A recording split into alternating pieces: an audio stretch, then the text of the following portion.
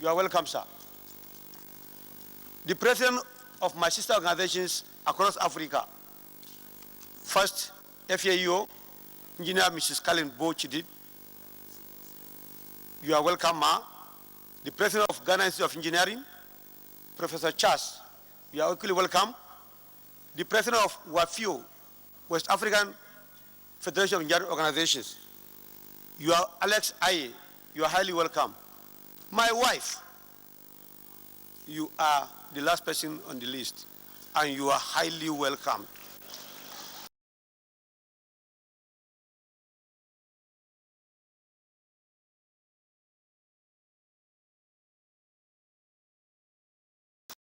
You stay at the back.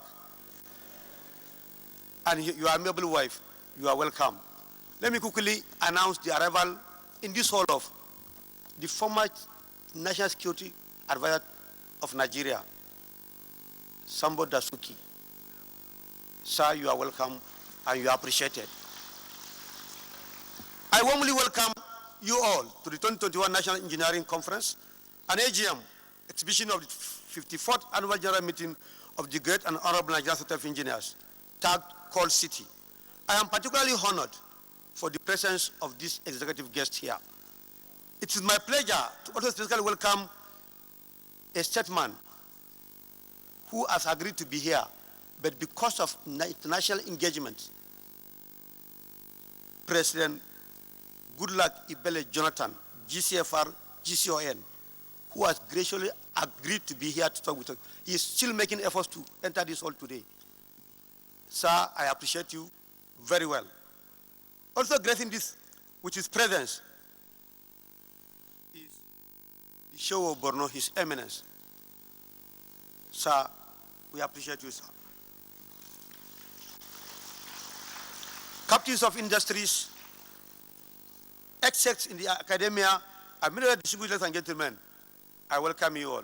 All the fellows of NSC, members of the National Assembly, my colleagues, and of course our spouses who are well dressed here, you are all welcome. My revered past presidents, in no special way, you made the society running. Sir, I appreciate all of you. Distinguished ladies and gentlemen, for the benefit of delegates who are not non-engineers of NSC and invited guests, who may be wondering why a conference tagged Call City is holding in the Federal Capital Territory, Abuja. It is important for me to give a bit background to the reasons for the change in venue. The Enugu branch of NSC paid for and won the right to host this year conference in their location. Enugu, the capital city of Enugu State, in the southeastern Nigeria, which is popularly called Call City. The local organizing committee of the branch was making progress with preparations before the spread of political agitations within the entire South Region zone increased and escalated into violence in some areas. Following concerns for safety and security raised by NSC members across, the leadership of NSC went into high-level consultations. A consensus agreement was reached to relocate the conference to Abuja, while still organizing Enugu as the host. The NSC Council gave approval for the relocation at its meeting of September 16, 2021. I want to assure you that despite the change in location, the Conference Planning Committee and the reconstituted local organizing committee have worked tirelessly to ensure that this conference is delivered smoothly. Few innovations were injected into the processes for ease of registration, identification, election, and participation in the exhibition. Above all, maximum security is hereby guaranteed. Over the years, NSC Engineering Conference have evolved progressively, and the quality of papers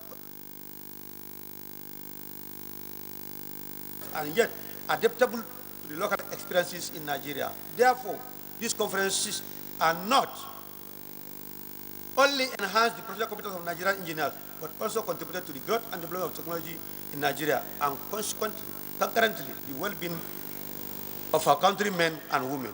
Following the same direction, the selected theme for the 2021 National Engineering Conference is the expansion of the energy mix for national economic growth. Dear colleagues and delegates, the quest for clean energy has taken the center stage in the affairs of nations all over. while Nigeria is still largely relying on hydrocarbon fuels as a source of energy, with the hazardous effect that they bring. The developed nations have moved on to the future with clean, renewable energy.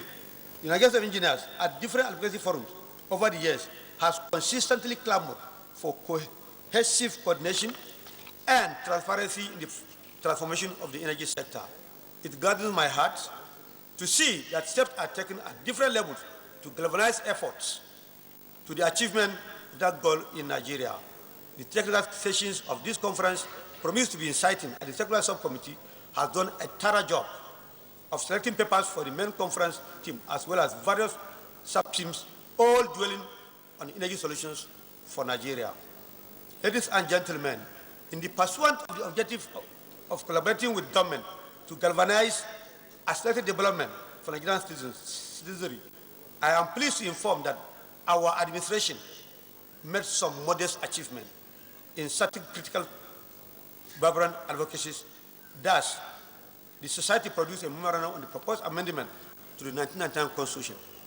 The NSC delegation presented the memorandum in 12 venues across 6 geopolitical zones. I need a clap here. Thank you very much. The NSC set up a powerful lobby group led by the chairman of the Engineering Legislation Committee, Engineer Sir Chris Okoye, FNSC, to work towards achieving passages of all pending engineering bills in the National Assembly. As we speak, the Road Sector Reform Bill, the National Assembly Fund, and the Federal Road Bill have been passed and transmitted to the President and Commander-in-Chief for his assent. Thank you very much. NSC has also prepared a memorandum and is awaiting a date for public hearing on the bill for amendment of Nigerian Building and Road Research Act for presentation to the Senate. Many I don't want to mention. We have awarded scholarships to 16 most intelligent 2020 UMA students who said they want to read engineering. We have given them a scholarship, 16 million naira to all of them.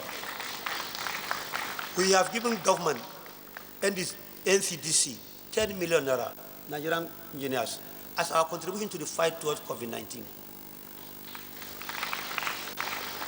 We have given government across Nigeria at different states of the federation hand marks, hand sanitizers, face masks for distribution to public in our quest to fight COVID-19. These are things we don't want to mention. We have updated our secretariat. Our secretariat is now world standard. You can visit our secretariat, you see our secretariat, it is world standard. At this juncture, permit me to appreciate the 2021 Conference Planning Committee, led by Engineer Etido Iyang, FNSC. You have done very well, and you made us proud. For the great job they have done in putting all the plans together for this big event. Also supporting from the background are the hardworking staff of the NSC. I appreciate you all. On this note, I welcome you all to Call City 2021 and wish you a peaceful celebration and memorable stay in Abuja. Thank you for listening and God bless you all.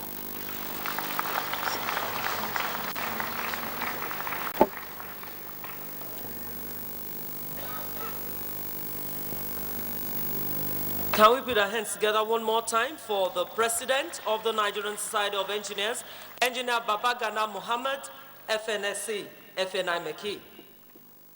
I would like to quickly recognize the presence of the former President of the Federal Republic of Nigeria, President Goodluck Jonathan, GCFR, ably represented by Chief Mike Ogahe Gode, CFR. Let's put our hands together for him, please.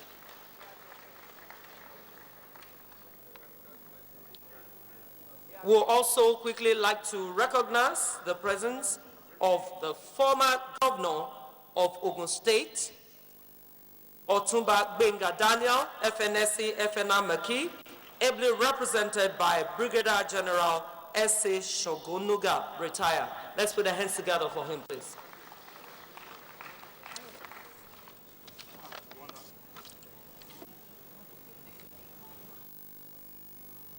We'll be going into the conferment of fellowship. And I would like to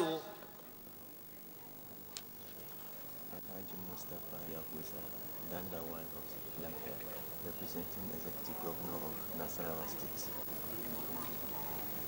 Before we go into the conferment of fellowship, I would like to quickly recognize the presence of the Executive Governor of Nasarawa State, Engineer Audu Sule, FNSC, who is ably represented by Dan Lawal of Lafia, Alhaji Mustafa Yauza. Let's put our hands together for him, please.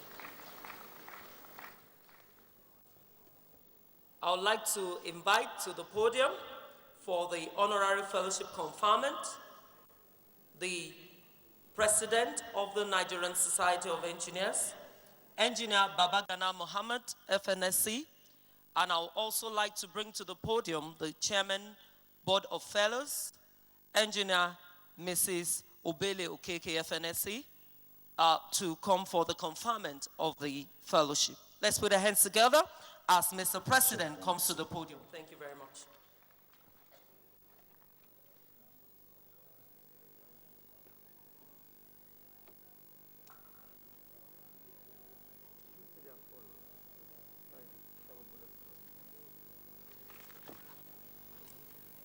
Can we have the Chairman Board of Fellows come on stage, please?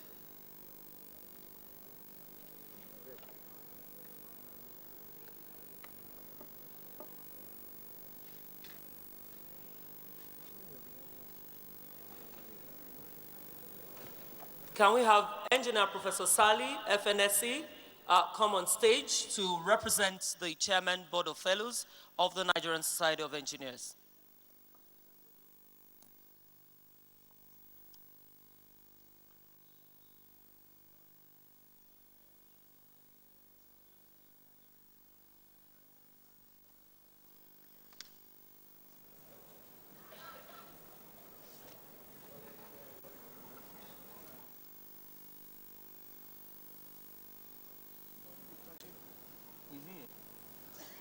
Or you could just come up and call him.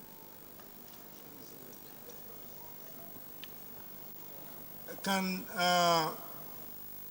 Engineer Victor Adenuga please come up here in the absence of Professor Sali? Okay, is he ready? While we're expecting the representative of the Chairman Board of Fellows, will be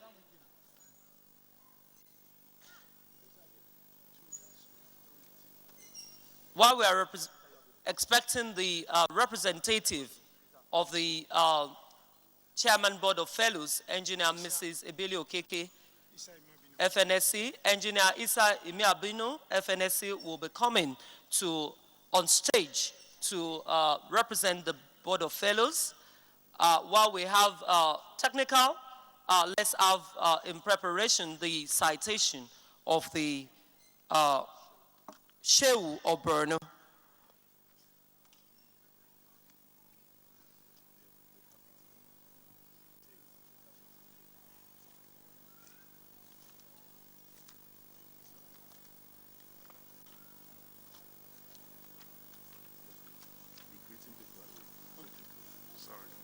Okay, so you have to go ahead with the introduction of the name.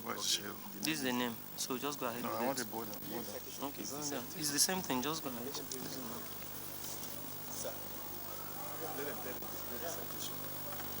Mr. President, sir, it's the honor and privilege of the Board of Fellows of the Nigerian Society of Engineers to present to you His Eminence, a highly distinguished member of the Nigerian Society. I want to employ the media to begin to play the citation of His Eminence. I'm sure the citation is already with us. Please, I want to employ the media to begin to play that citation. And I will humbly request His Eminence to please come to the podium where the ceremony will be conducted.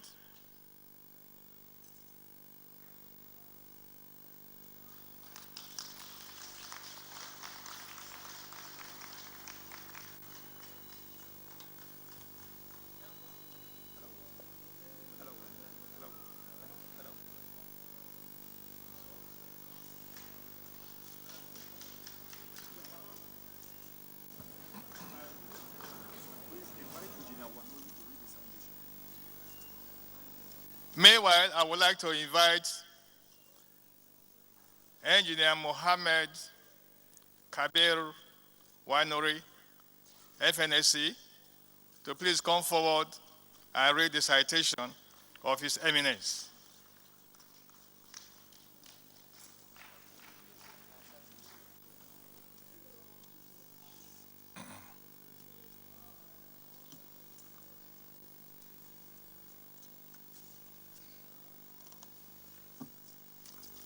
You help us with the citation. Where is the citation? I'll just give it to you.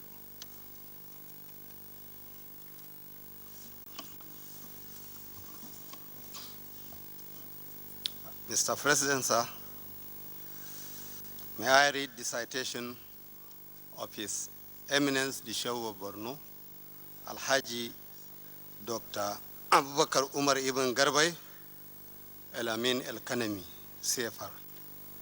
Shehu Abubakar Ibn Umar Garbay El Amin El Kanemi, the son of Abubakar Garbay El Amin El Kanemi, the 18th Shehu of Borno, was born in 1957 in Damagum town of the present Yobe state.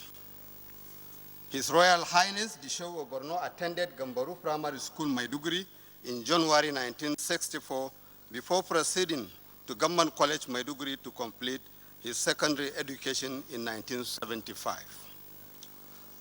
After his tertiary education in Kaduna Polytechnic and in-service training, he further pursued master's degree program in public administration in the University of Maiduguri and was awarded the degree in the year 2005. Between 1997 to 2001, he served in 5 local government areas as secretary. He also served as permanent secretary in the Ministry of Works and Housing and later permanent secretary, Ministry of Local Government and Chieftaincy Affairs in August 2008. In November of the same year, he was appointed the district head of Magumeri in Borno State.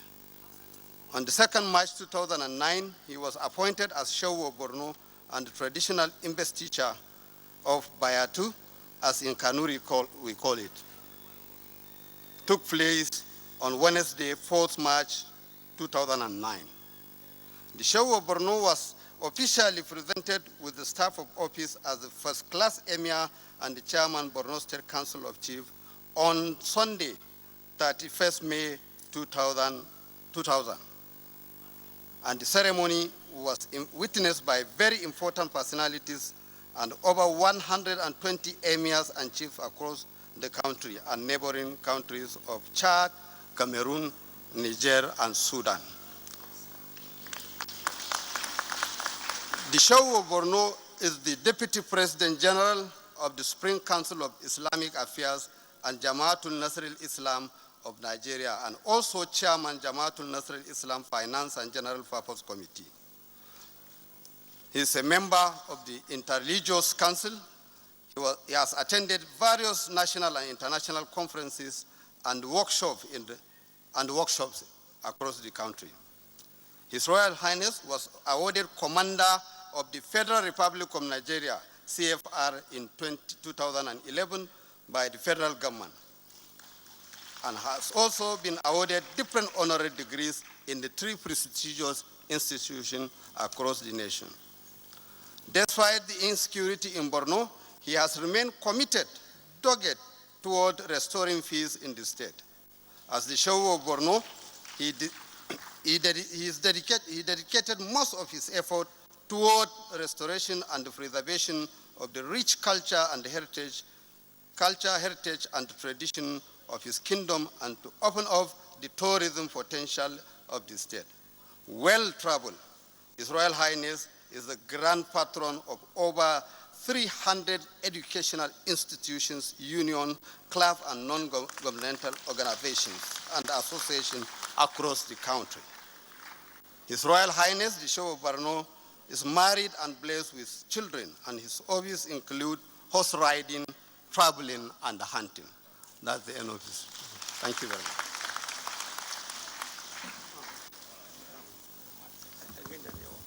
Mr. President, sir,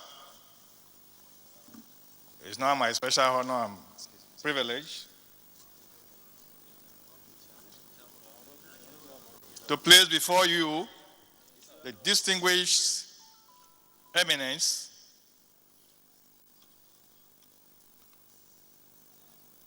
the Sheikh of Borno for the award of the Nhaure Fellowship of the Nigerian Center of Vigilance. Mr. President, sir. Thank you very much. I, Engineer Babagana Mohammed, fellow Nigerian Center of Engineers, by the grace of God and the common will of Nigerian engineers, the President and Chairman in Council of the Nigerian Center of Engineers, by the powers vested on me, I hereby confer on His Eminence, the Sheikh of Borno, Honorary Fellowship of the Nigerian Center of Engineers. Congratulations, sir.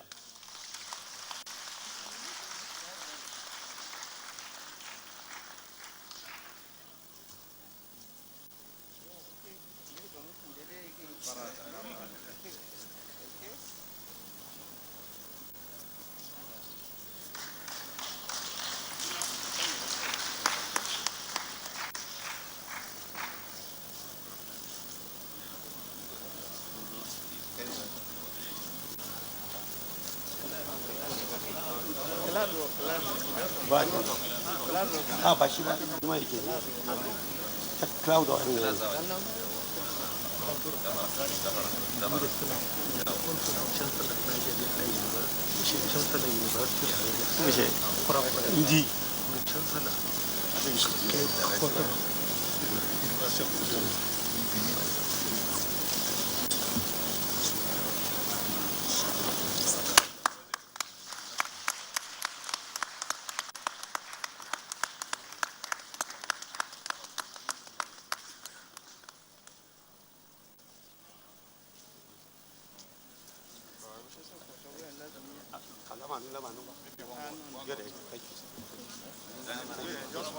Say thank you. Say thank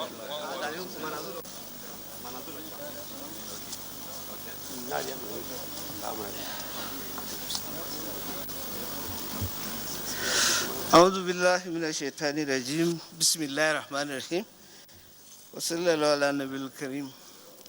Mr. President and other members of the delegations here present, I must begin by expressing my sincere thanks and appreciation to Mr. President and all of you here for honoring me.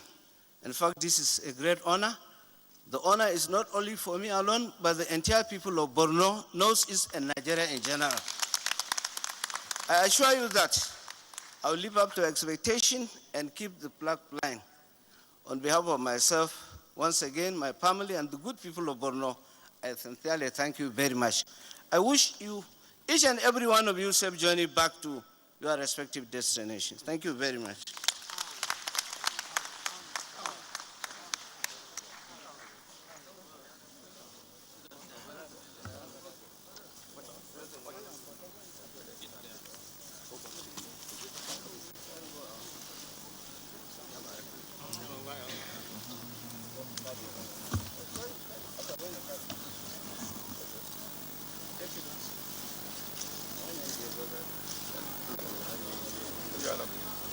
Take me with the president also. With the president. Only two of them with the president. Huh? The palace. We need portrait, so please, be very well. Okay. Women engineers.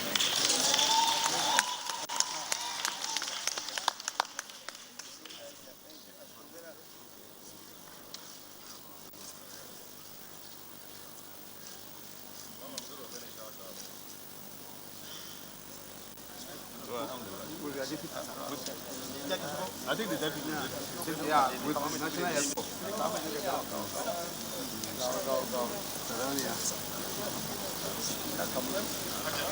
Madam, yeah. I'll call the first lady. Madam, you're not taking it.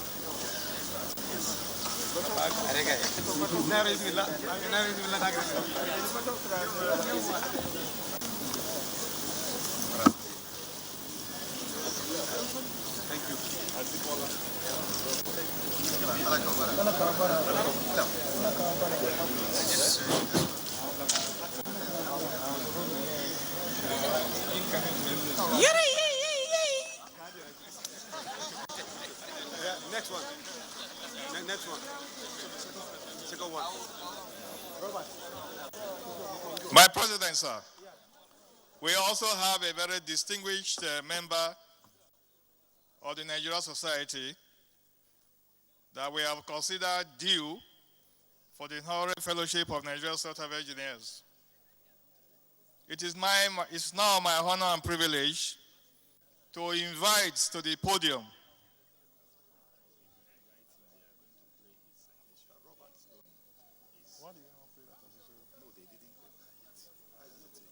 It's now my honor and privilege to invite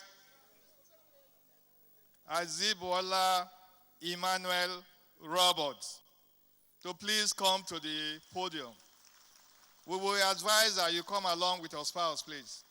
Engineering is a family affair. So if your spouse is here, please come along with your spouse.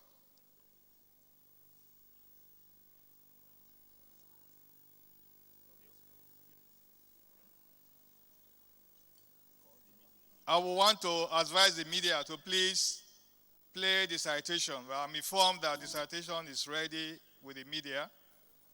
Please, can you play the citation? We don't need to read it.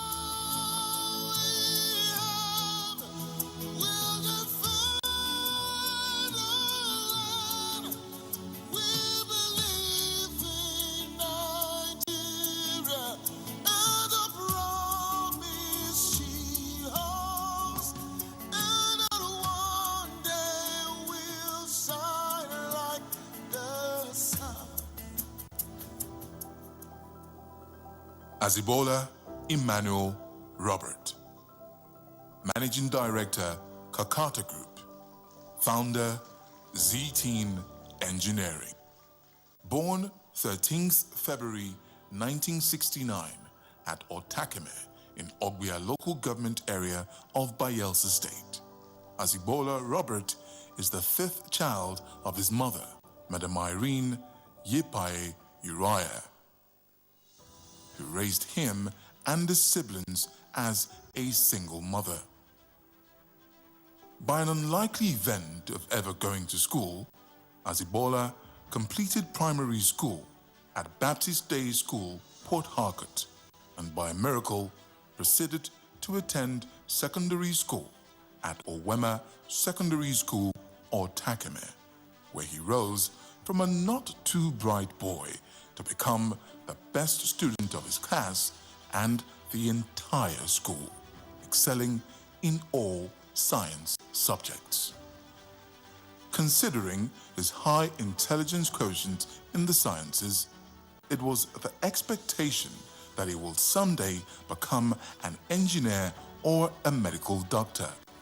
Rather, Azibola had a twist of fate, which led him to read law at the River State University of Science and Technology, Port Harcourt, where he graduated with a third-class degree in 1993 and a second-class LLB from the then Nigeria's only law school in Lagos. He was called to bar in 1995 as a barrister and solicitor of the Supreme Court of Nigeria. After a moment of practice, he resumed duty call as a pro-democracy, human and environmental rights advocate against military rule in Nigeria at that time, where he joined forces across the country to fight and win the soul of Nigeria to democracy. While in the university, Azibola was a student leader and the vice president of the National Association of Nigerian Students, NANS. On Nigeria's return to democracy in 1999, Azibola left active civil society advocacy and founded Mangrove Tech Nigeria Limited, a civil engineering company which today is known as Kakata. The sole aim of founding Kakata was to challenge an established notion that Nigerian engineers were incapable of administering and building the infrastructures of Nigeria. He thus created the slogan, Nigerians Building Nigeria, as part of his advocacy for the Nigerian engineers, and proceeded to employ only Nigerian engineers to build both the Maitama Extension and the Kiami districts in Abuja, among several other projects across the country. In 2018, Azibola Robert founded Z-Teen Engineering, a precision engineering, high-end technology, and heavy-duty company, and proceeded to build a state-of-the-art factory in the Idu industrial area of Abuja. With its array of machines and equipment, today Z-Teen prides itself as Nigeria's precision engineering company, with a focus to kickstart and advance Nigeria's technological development. Through its various companies, Azibola Robert has employed several of Nigeria's engineers over the years, providing them mentorship and kindling in them a desire of the I can do spirit. Today, Azibola Robert, together with his colleagues, is consummating himself to the self-task of designing and producing a wholly made-in-Nigeria automobile engine, pioneering a domestic electric car design and production, as well as catalyzing the process of making other heavy-duty machines and original spare parts production in Nigeria for Nigeria. Azibola is a social thinker, a practical hands-on personality, an inspirational writer, a creator of things, and one who prides himself as the carpenter. He has a vast practical knowledge of many aspects of engineering, such as civil,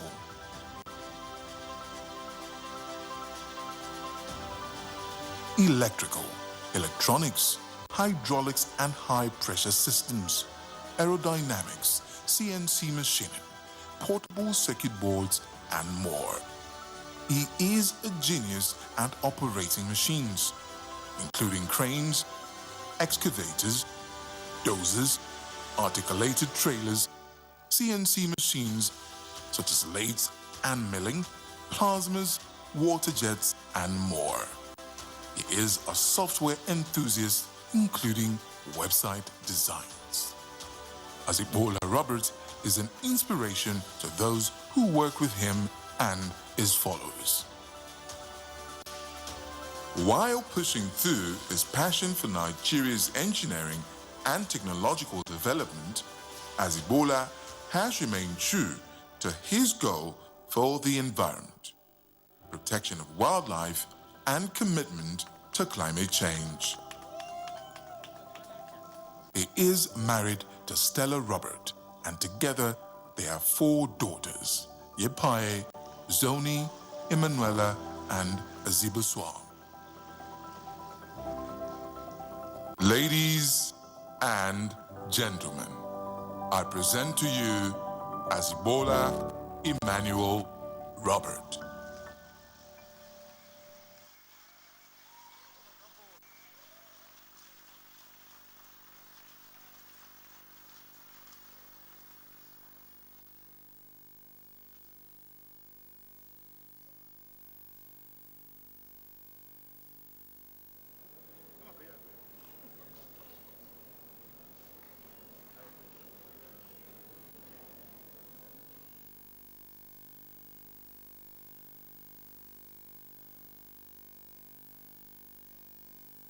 Mr. President, sir,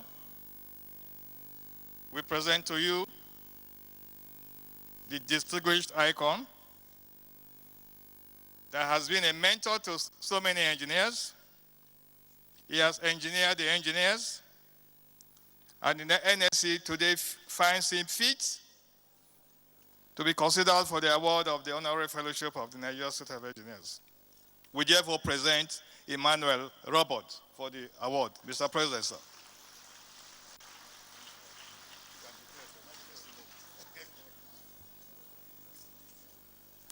Thank you very much.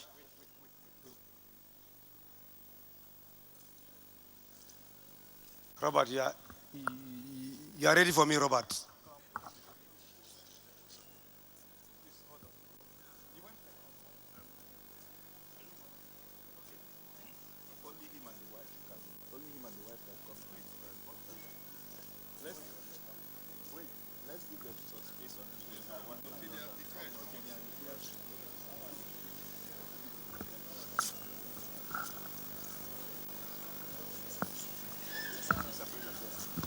I, Engineer Babagana Mohammed, fellow Nigerian Society of Engineers, by the grace of God and the common will of Nigerian engineers, the President and Chairman in Council of the Great and All of Nigerian Society of Engineers, by the powers vested on me, I hereby confer on you, Mr. Robert Azibokala, the Honorary Fellowship of the Great and All of Nigerian Society of Engineers.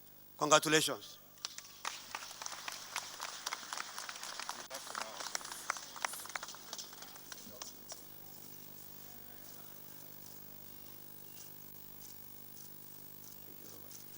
Congratulations.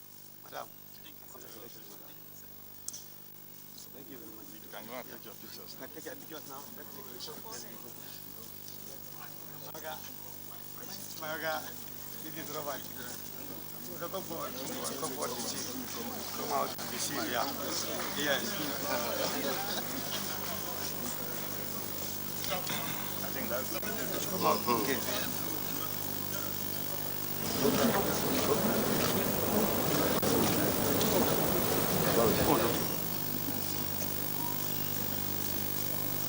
Thank you very much. Thank you very much. Yes, thank you. Thank you, Mr. President. Thank you, Mr. President. Thank you very much. Yes, you can go right. You can go. Yes. Who is next? No, it's on. No, that's on. It's on? That's on. No, fourth. Who is taking again? No, those ones are what? We invite you to come back there. No, this lady that's going to talk to us. One woman. Talk. Robert, only for 5 minutes. No, we are taking all the talk after. We agree. We are taking the within infrastructure scorecard. Correct. Then scorecard will come. Scorecard, call for scorecard. Yeah, we will call them. Yeah, But let's 5 just minutes. acknowledge.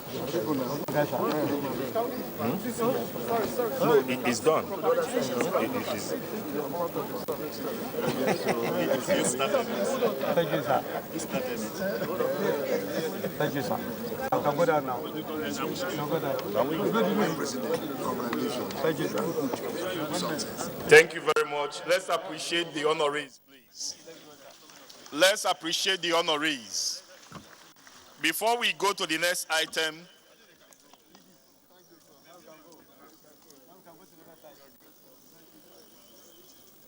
let me also add that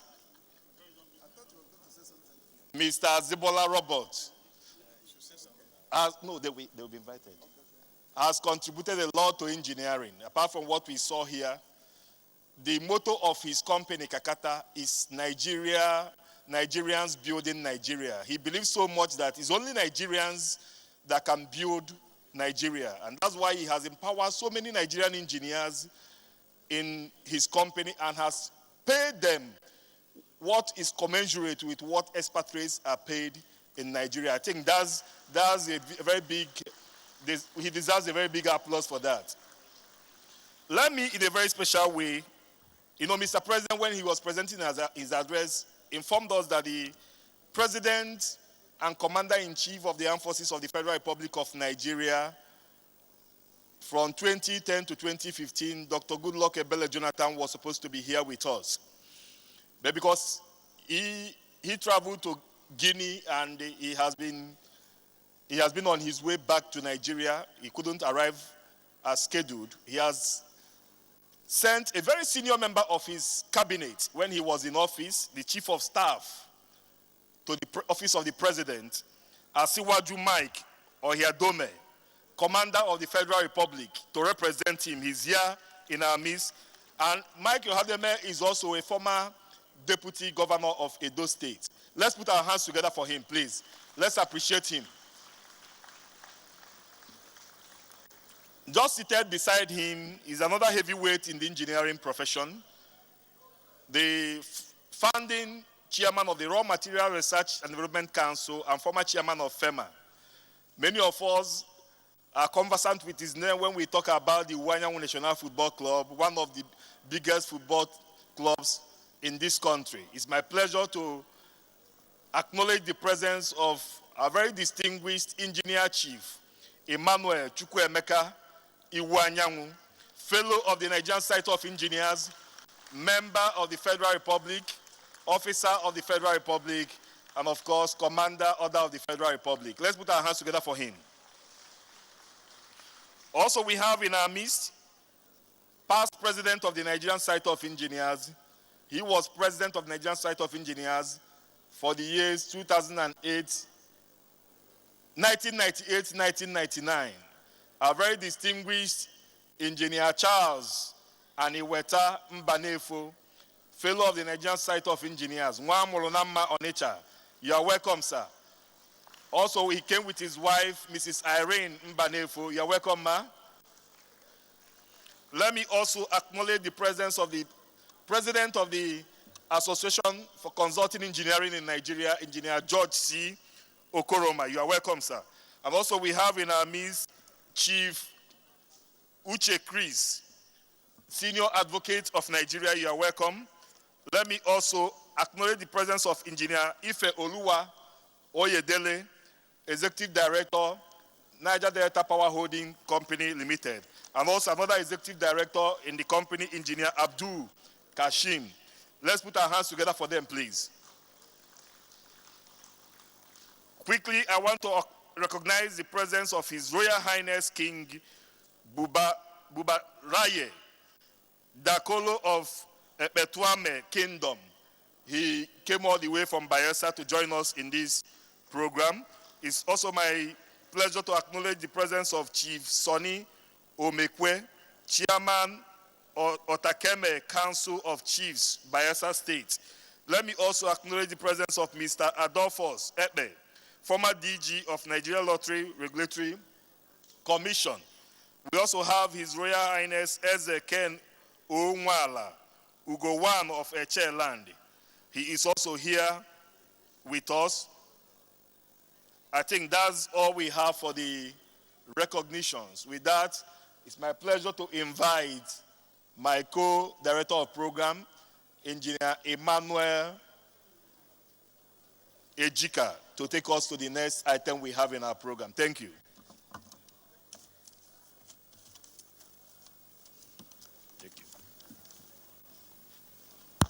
Thank you very much, Engineer Ben.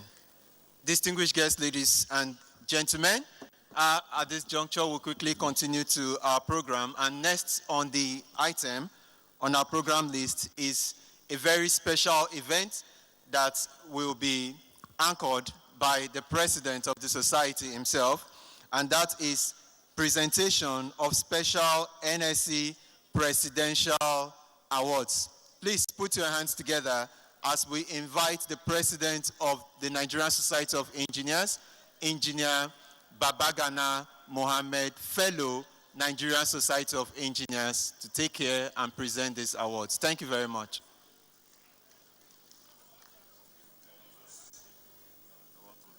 Thank you very much.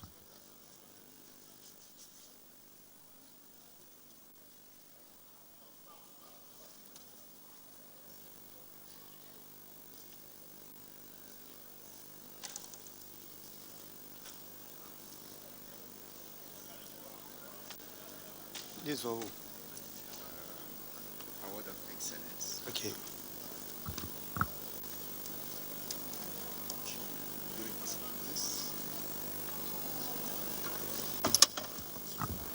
All commissioners in Borno State, please come forward. This is award for His Excellency, the Executive Governor of Borno State, Engineer Babagana Umar Zulum, FNSC, MNI. Branch Chairman, Maiduguri Branch, all the commissioners, please come out.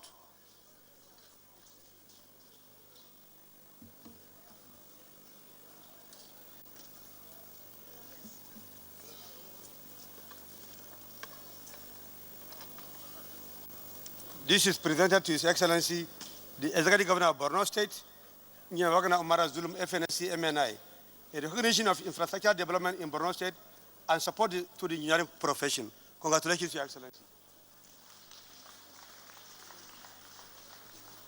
Thank you. Next.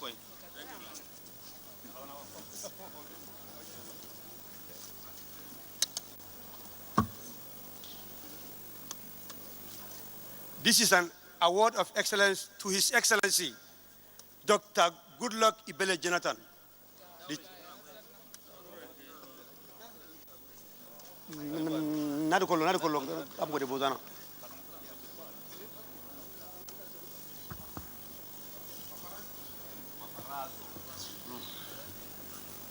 This award is presented to His Excellency, Dr. Goodluck Ibele Jonathan, GCFR, former President, Federal Republic of Nigeria, in recognition of his continuous support to the growth of engineering in Nigeria. Congratulations, sir.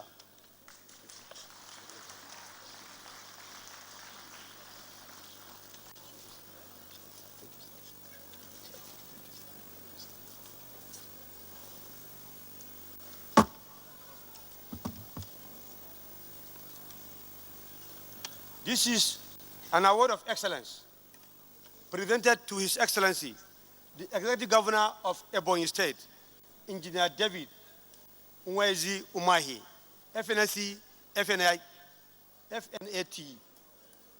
in recognition of his infrastructure development in Ebonyi State and support to the engineering profession.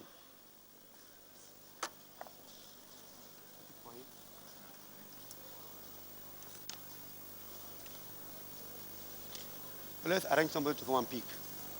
So don't just give me an award. Okay, award.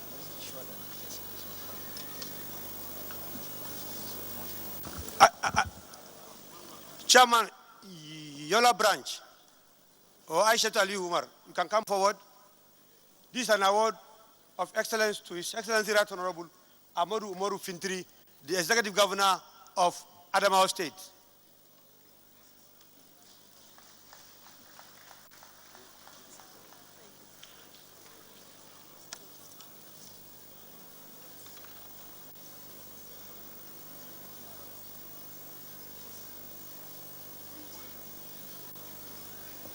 Okay, bring them now. We can bring them. What do you want to do with them?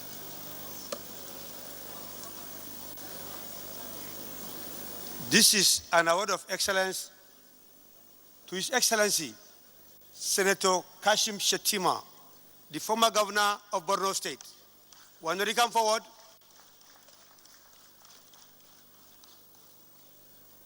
this is my brother. He has done very well for my state.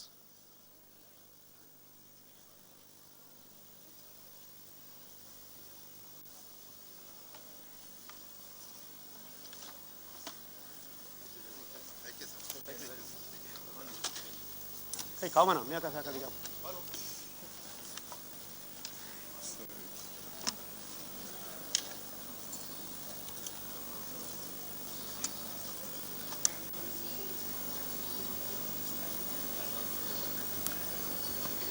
the Commissioner for Works, Kano State. Commissioner for Works, Kano State, where is he? He's coming in. Chairman, Kano State, please come forward. Gladima, you are welcome. Please take my seat. Arrange seat. Gladima, take my seat. Gladima Kadore, you are welcome. You came late, but take my seat.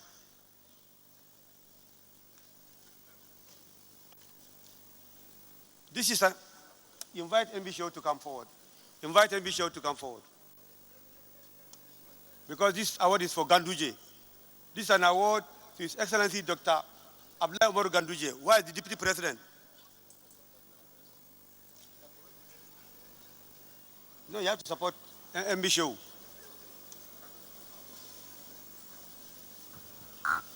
The commissioner for works is on his way. I have a chat with him. But since MB Show is here, MB Show can collect for his governor. This is an award of excellence to His Excellency Dr. Abdullah Umar Ganduje, OFR, the Executive Governor of Kano State, for good infrastructural work in Kano State. Congratulations.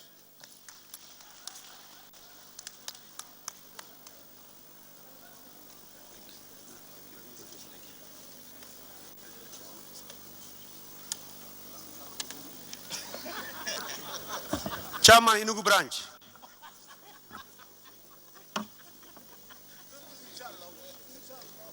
Chairman, Enugu branch.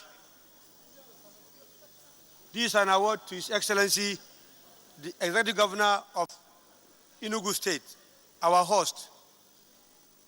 When we visited him in Enugu, humility at its best. He hosted us. He has done everything possible for us to have a very good conference, but situations do not allow it. We appreciate him. Chairman Enugu branch, Mrs. Ujam.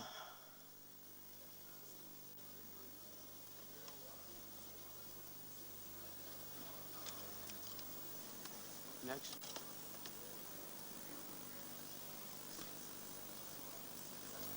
Bring all the out now. Why I keep it there? Bring them. Why I keep them there?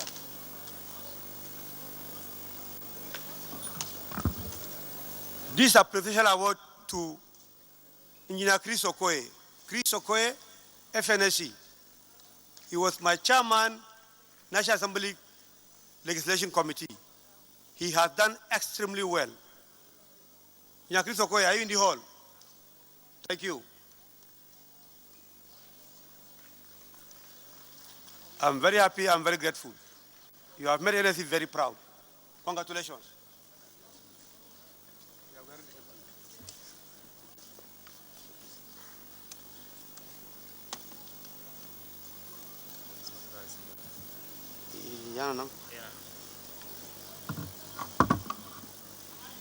Engineer Epenyong Udo Epenyong, Senator, distinguished Senator. You are going now, you are not here, madam. What? I'll call you again. Wait. Engineer Senator Epenyong Udo Epenyong. He's not in the hall? Okay. Epenyong, thank you very much. Give me his. Open it up. Open it now. Symbolic, okay. Symbolic, fine. Epenyong, thank you very much. This, fine. Symbolic, the one is there.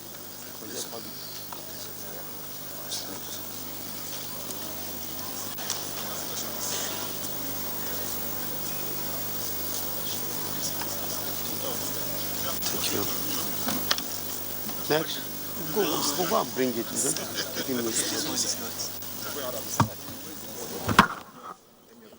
Lee Engineering. Lee Engineering, are you here? Lee Engineering.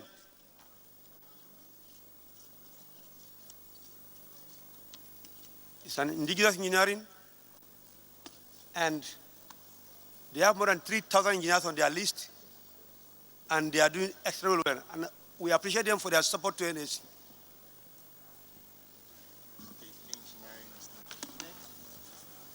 Sunwell Engineering Limited. Sunwell. This is an upcoming Nigerian engineering company, and they are doing very well. We appreciate you for your support. The MD of Sunwell Nigerian Engineering.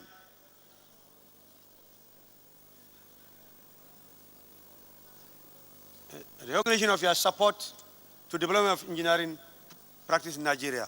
Congratulations. Yeah, Lee Engineering. Yeah. Go now. Take your part. Since it's our Yes. our neighbor. This for engineering? Yes. Sir, this is for engineering. Thank you, sir.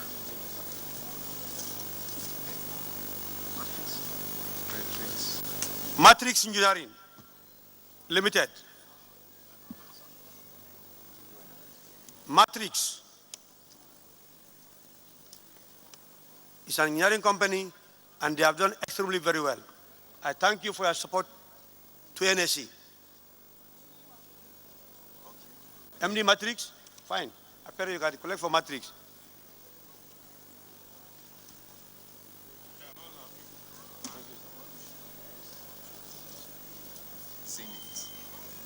Zetin Engineering. Zetin Engineering Limited. This is a corporate award for the Zetin Engineering. Zetin Engineering, Zetin, please come forward.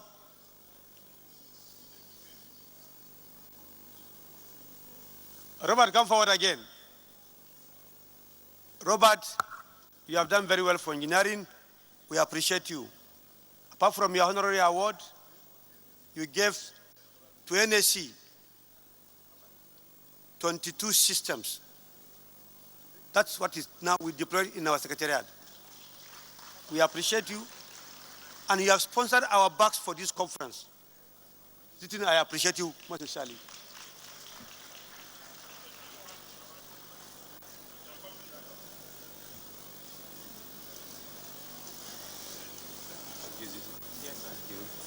Finish? I've done? Done? Thank you very much.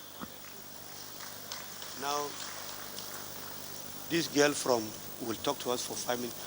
Yes. Immediately after the scorecard, the people that will talk. Fine. Thank you very much, Mr. President. Please, let's appreciate Mr. President. While the award presentation was going on, the Honorable Minister of Water Resources of the Federal Republic of Nigeria walked in. It's my pleasure to acknowledge the presence of Engineer Suleiman Adamu, Fellow of the Nigerian Society of Engineers and Fellow of the Academy of Engineering. Please, can we put our hands together for him? Engineer Suleiman Adamu is a former president of ACEN, past president of ACEN, please. Let me also acknowledge the presence of the immediate past executive secretary of the Federal Capital Development Authority, Engineer Omagambo Jibrin, OON. Let's put our hands together for him. And also we have in our midst 2 former chairmen of the board of fellows of the Nigerian Society of Engineers here. One of them just came in to receive an award. Engineer Chris Okoye is the former chairman of the board of fellows of the Nigerian Society of Engineers, fellow of the Nigerian Society of Engineers. You are welcome, sir. And also we have Engineer Felix Atume, fellow of the Nigerian Society of Engineers and member of the National Institute. Let me also acknowledge the head of the technical team. You know, if you look at my right-hand side, you see the members of the technical committee for this conference. I want to appreciate them and acknowledge the presence of Engineer Sadiq Zubairu Abubakar, popularly known as Engineer SZ Abubakar, fellow of the Nigerian Society of Engineers. He is the head of the team, and other members of the team you are duly and respectfully recognized. I think we are going to pause with the recognitions here to go into the next thing we have in our program. May I invite Engineer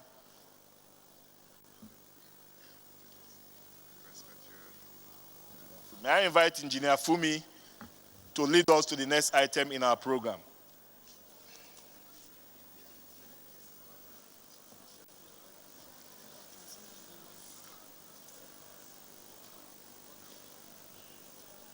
Also, let me quickly acknowledge the presence of Adam Sambo. He's representing the former Vice President of the Federal Republic of Nigeria, Architect Namadi Sambo. Let's put our hands together for him, please.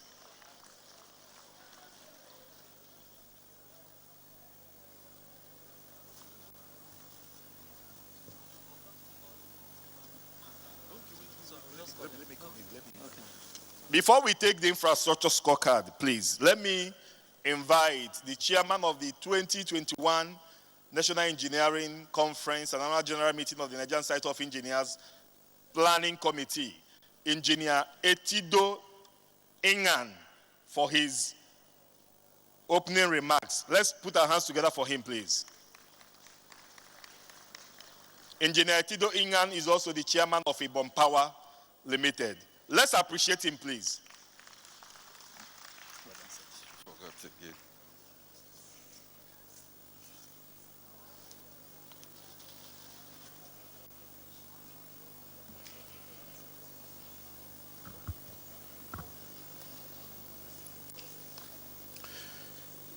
Your Excellency,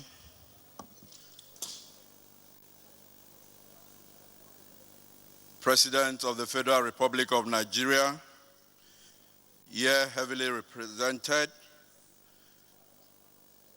the President of Council, Nigerian Society of Engineers, and the entire Council, and invited guests. Please permit me to stand on existing protocol. It's very important that you hear from the Central Planning Committee. So I want to lend my voice with that of Mr. President, Nigerian Society of Engineers, to welcome you and the entire delegates, stakeholders, as well as our invited guests to this year's engineering conference, exhibition, and general meeting. This annual convention of Nigerian Society of Engineers is arguably the largest single gathering of engineers and development stakeholders in Nigeria, as well as the flagship program of our society. And I want to state here that we have registered over 6,000 engineers. The theme of this conference, as you all know, is expansion of energy mix for national economic growth. Arguably, this rather very apt theme, in a way, coming up on the heels of engineering, education, and lifelong learning opportunities for sustainable development, tending to consolidate on last year's national emphasis of our society. The conference will assuredly, in more ways than one, provide opportunities for the delegates and stakeholders to make the much desired remarkable contributions to address almost insoluble energy problem, and in so doing, help in providing sustainable economic prosperity as well as advancing technology in our dear country. Energy is vital, as you all know, to every aspect of socio-economic life.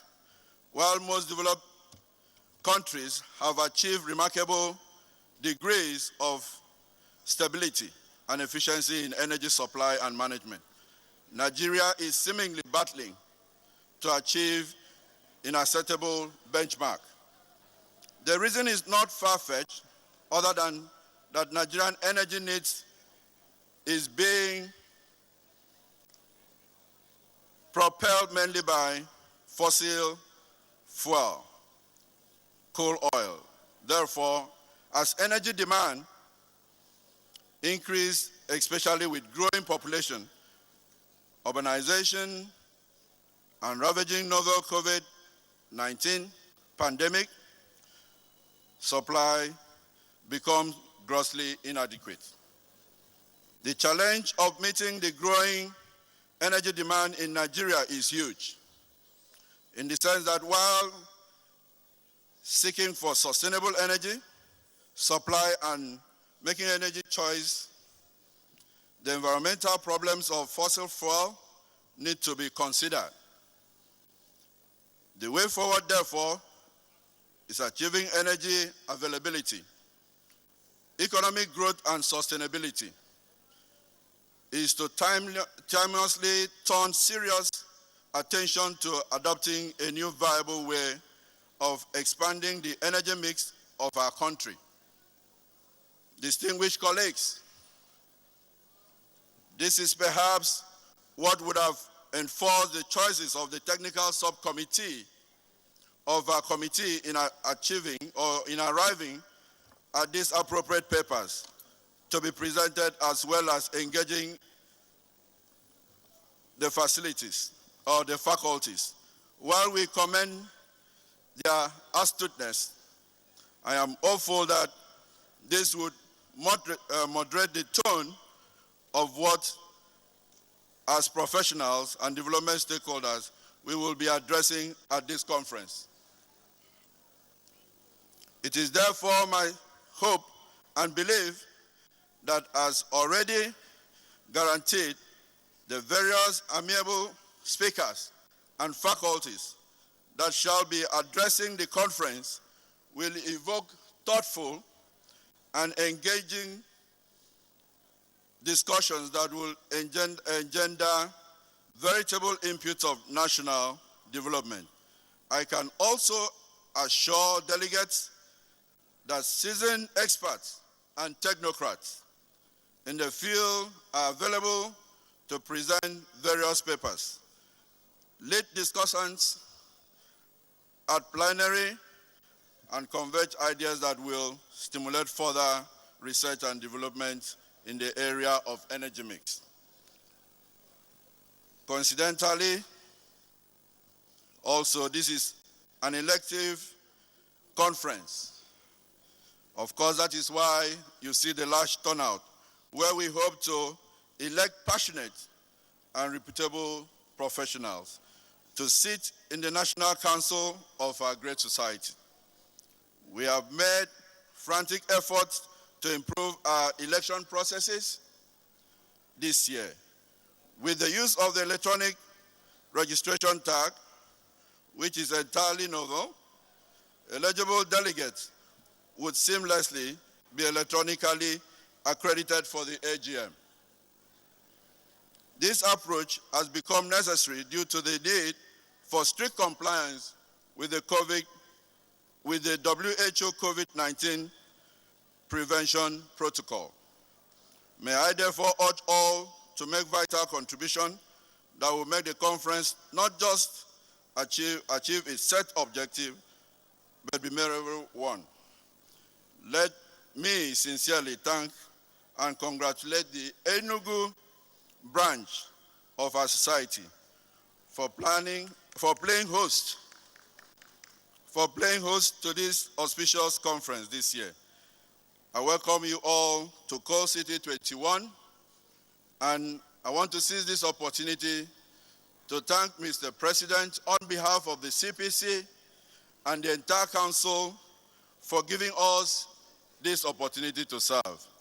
Thank you. Enjoy the conference.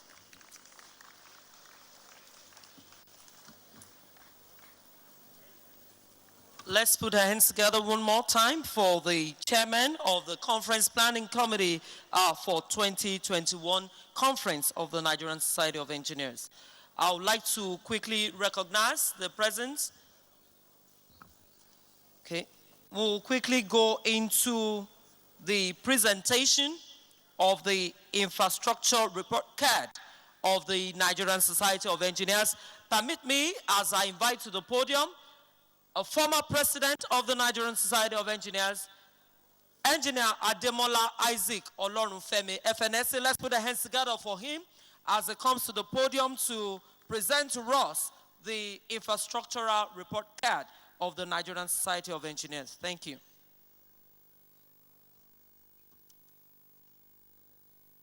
Thank you, Mr. President. I can see your signal. As agreed, it will be under 10 minutes. I promise you. Mr. President, I want to align with all the protocols that have been established. I'd like to invite Engineer Femi Akintunde. Engineer Femi Akintunde is a member of the committee, is my vice chairman, and is also the group managing director of AlphaMid Engineering Services Limited, the partner of this project since 2014. This is the third edition of the Visual Report. The earlier editions, 2015, 2017, we've developed those ones into app. Can I have the app on the platform, please? We'll also update the app and make this another app. Unlike in the 2015 edition, we're not going to give out the reports here. It's going to be a standalone event. Mr. President will speak to that. What we're doing today is an appetizer, it's a teaser. What you do those days in the film houses, coming soon. So there is, the President will announce the event as appropriate. It will be dedicated to the presentation so we can do justice. Yes, that is the app for the first and second edition. We've sent it to members before. The organizers of this conference will send it to us. It means that anywhere in the world you can access this. Like I said, we'll update this. I have the pleasure to invite Engineer Femi Akintunde to, in 3-4 minutes, to give an overview of what we have done while the soft copy is being rolled. Finally, I will invite the President to give the final word. Femi. Thank you very much, our Chairman. Our Honorable President, distinguished guests, ladies and gentlemen, permit me to stand on existing protocol today. It's a great honor to be part of this committee and to support the chairman of the Infrastructure Scorecard Committee. This is a very important assignment for our nation, and we are very, very excited that the Nigerian Society of Engineers is taking the lead in this direction. There was a time in this country that when the budget is released, everybody waits anxiously to hear the views of the ICANN, how and what they feel about it and the direction it sets for the country.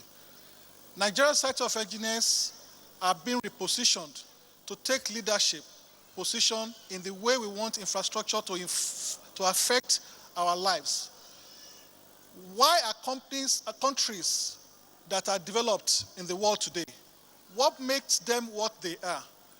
It's been found out that quality of infrastructure they have impacts in no small way the quality of life of the people. It impacts in no small way the life expectancy of the people. It impacts in no small way the way the people manage themselves. And when we talk about infrastructure, we are looking at infrastructure from two dimensions: economic infrastructure and social infrastructure. Development of both must go hand in hand. If you take care of economic infrastructure like power, like roads, like aviation, and you neglect social infrastructure like education, like healthcare, they say health is wealth. If we take care of economic and people are not healthy, we cannot be wealthy as a nation. What distinguishes America, United Kingdom, from countries that are underdeveloped today, or developing nations like Nigeria? Quality of infrastructure makes a very great difference in this. And this is the reason why we believe that what gets measured receives attention. Where attention flows, where attention is focused, energy flows and result follows.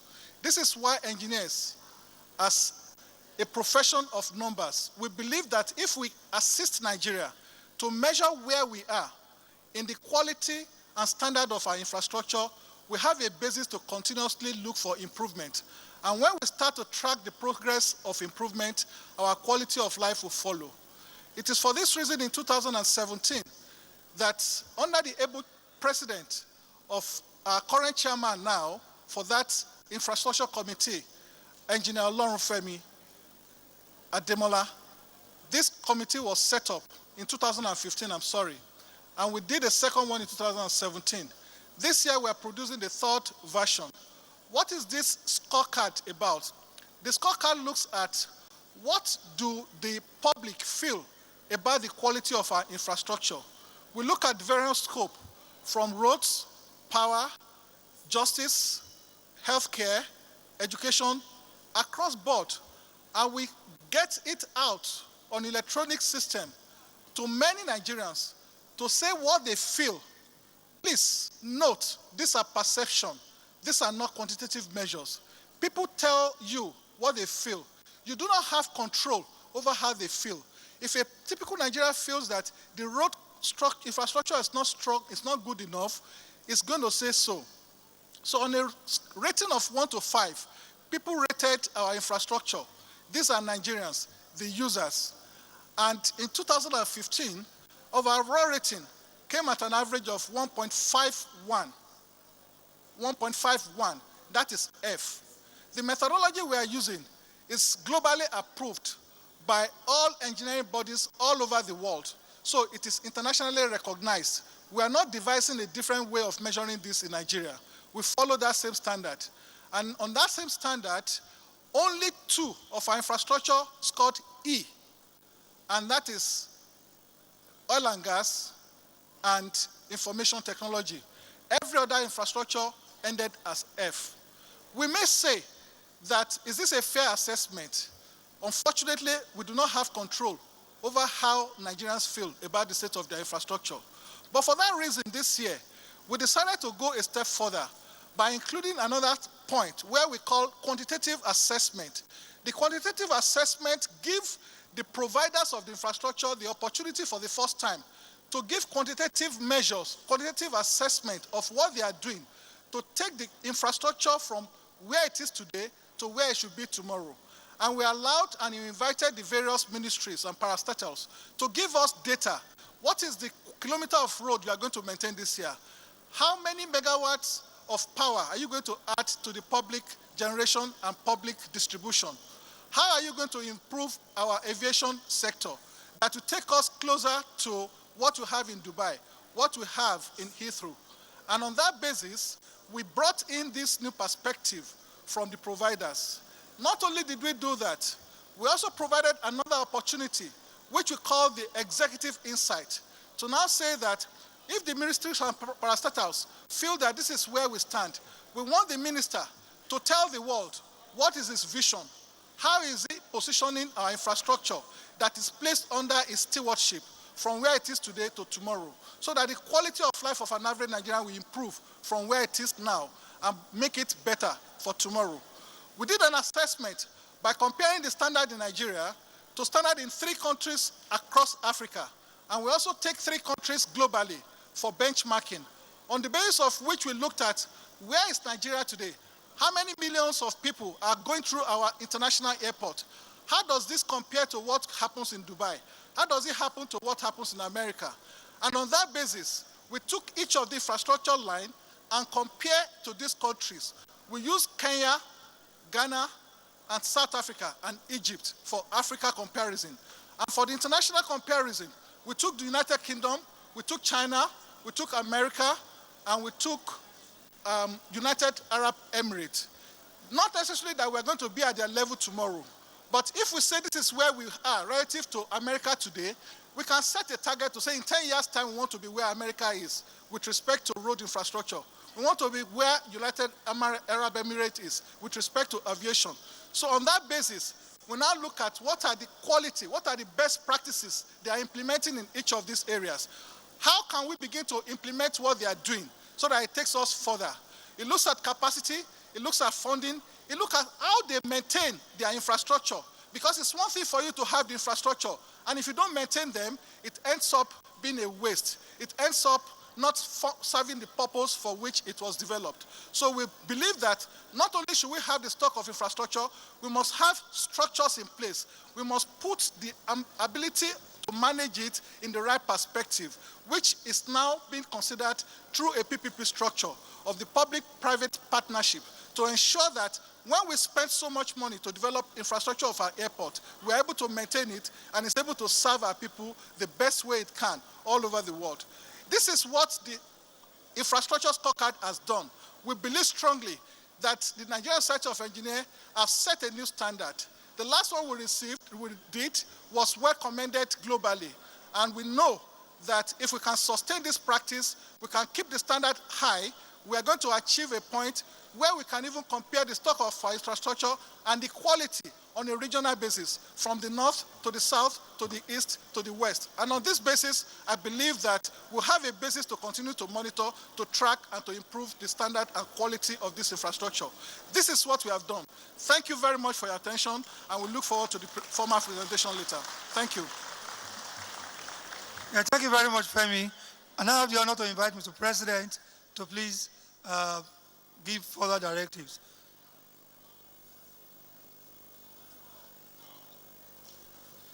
Thank you very much, Your Excellencies. Infrastructure scorecard is a measure of development. Nigeria is going through budget reviews, and we need to do this quickly so that our administrators will use this for budgeting. This is a gift from Nigerian State of Engineers to Nigerians, and we are going to launch this officially, not here. This is just a copy of it, but we'll release it officially on 21st of December. But this is meant, this is it, and it's good to go.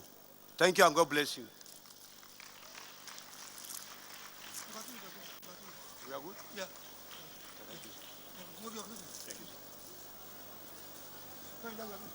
Thank you very much, Mr. President, and thank you, the Infrastructure Scorecard team, for that beautiful presentation. We are going to have another short presentation. It's going to be on Wales, planning for the inevitable. Wales, planning for the inevitable. And the presenter is Barrister Emok Kinyovo Dafe Apedeye. She is a qualified solicitor and managing partner of Compos Mentis Legal Practitioners. She'll be speaking to us for 5 minutes.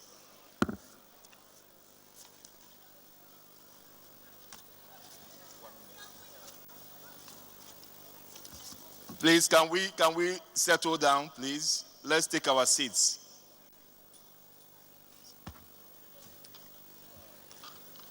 Good morning, distinguished ladies and gentlemen.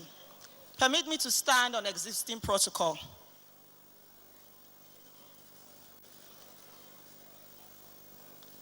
Toknadu. This is a popular saying in Warri, which means the person who does as he says. This aptly describes the man you see on the screen today, Dafe Akpede, SAED OFR, who was my father, mentor, and best friend. In 1999, at the young age of 38, he started preaching the gospel of planning for the inevitable. And being a true Toknadu, he wrote his own will and had it registered in probate that year. He died last year, and I can proudly say that his house was in order because he prepared his estate for the inevitable. At this point, I would like to thank Mr. President and the National Executive Committee of the Nigerian Institute of Society of Engineers and the Planning Committee for this 2021 conference for inviting me to speak on these evergreen issues of wills, planning for the inevitable at your conference. Now, many of us are very fearful when anyone brings up the issue of wills. If you happen to watch the popular YouTube series, it's called Therapy, which stars Files and Toke Makinwa, in that one of the episodes, Mrs. Sarumi suggested to her husband that he make a will, and he was very alarmed. He felt that the woman wanted him to die. And so this is how we behave in Nigeria. We say things like, God forbid, it's not my portion, I reject it. But the truth is that we don't know the future. It's coming, and we don't know the time of our demise. And so we must plan for the future. Benjamin Franklin said, by failing to prepare, you are preparing to fail. And I want to add, by deciding to prepare, you are preparing for success. So I congratulate NSC, especially your dynamic president and the president of the foremost engineering institution in Africa, Engineer Babagana Muhammad FNSC, for the foresight in bringing this important topic to this gathering of distinguished personalities. Now that I hope I've convinced you on the importance of this topic, the first thing I will say is that the issue of wills, wealth, and estate transfer is very broad and hydra-headed. But for the reason for this conference, I will only highlight some key issues. Now, on the screen there, you have some of the advantages of making a will. It allows you to decide how your estate will be transferred. It allows you to appoint credible executors. It is actually cheaper to grant probate than letters of administration, and for so many other reasons, which is highlighted on the screen. Now, the first thing when we're talking about the Nigerian context is the cultural issues when we come to inheritance. If a person dies intestate, which means he dies without making a will, it means that the customary law of succession will be activated.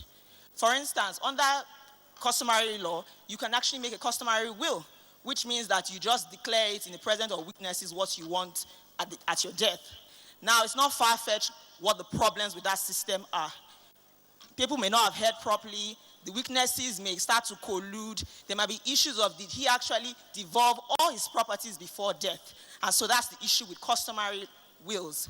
Now, if the person didn't say anything orally and there's no statutory will, then the true laws of succession will apply, and it will be determined by your own custom of your place.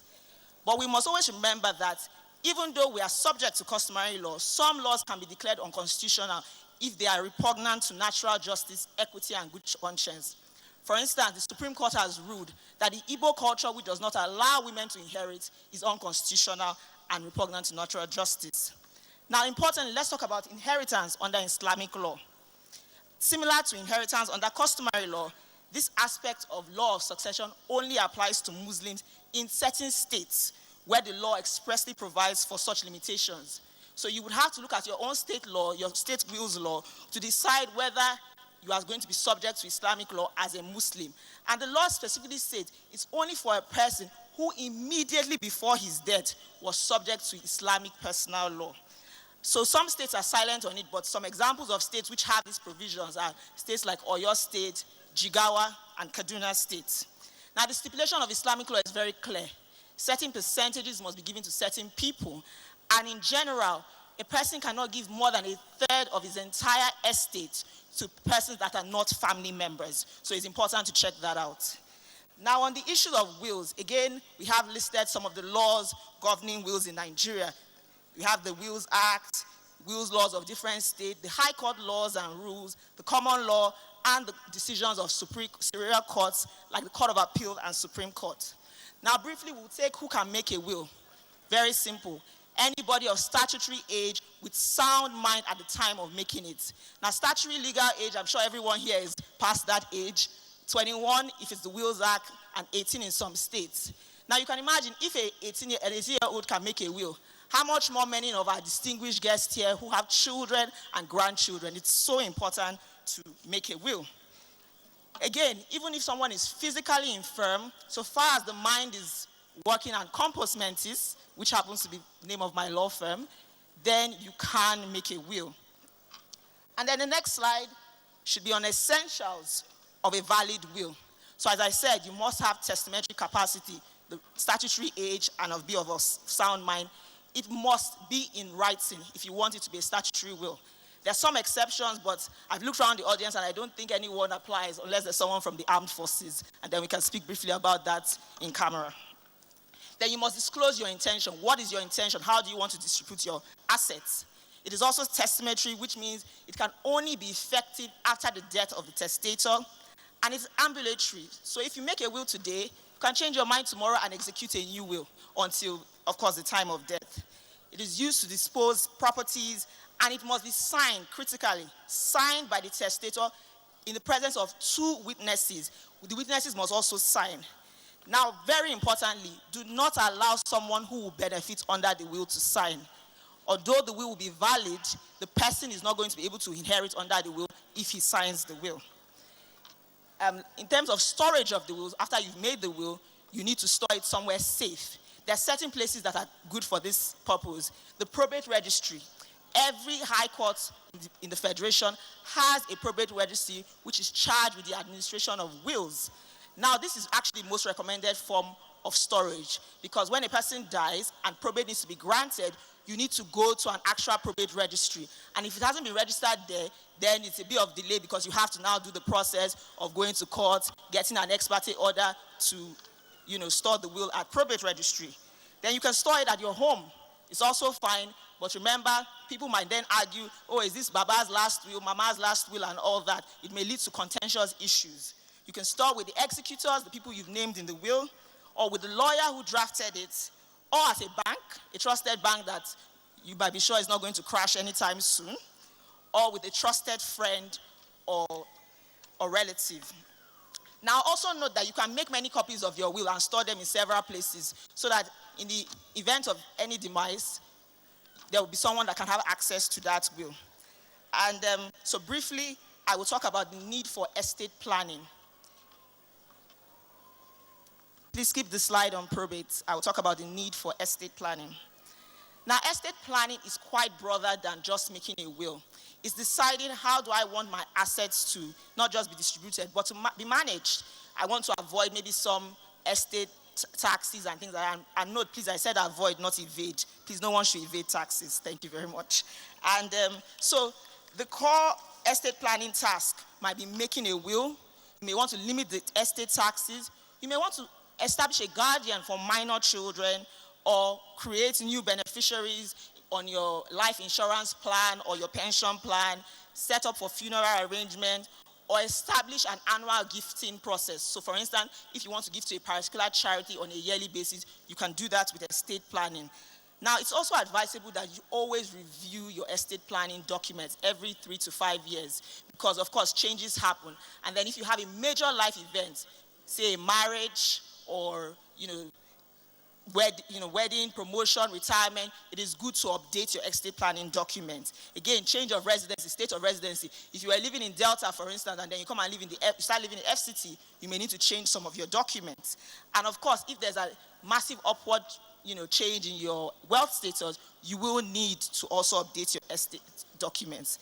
Now, dear distinguished ladies and gentlemen, let me conclude by saying, shine your eye well, well.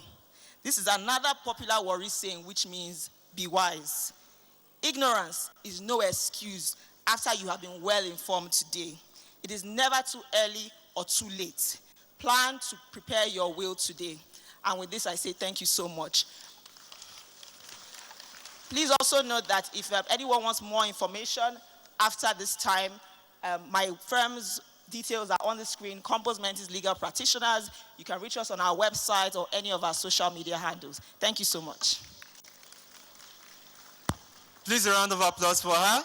Thank you, thank you, thank you very much. Please, can we try as much as possible to limit movement, sit calm, while we continue to enjoy other presentations.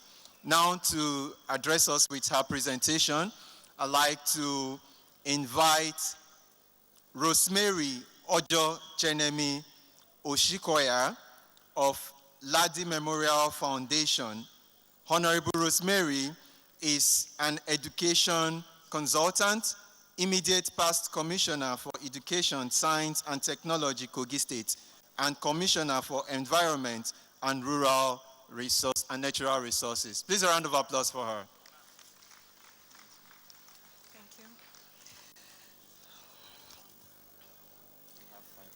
The President and Chairman in Council, Engineer Babagana Mohammed, FNSC, distinguished ladies and gentlemen, please permit me to stand on the already established protocol. I would like to congratulate you for a very successful stakeholder engagement, and to also thank you for the lecture yesterday which was presented.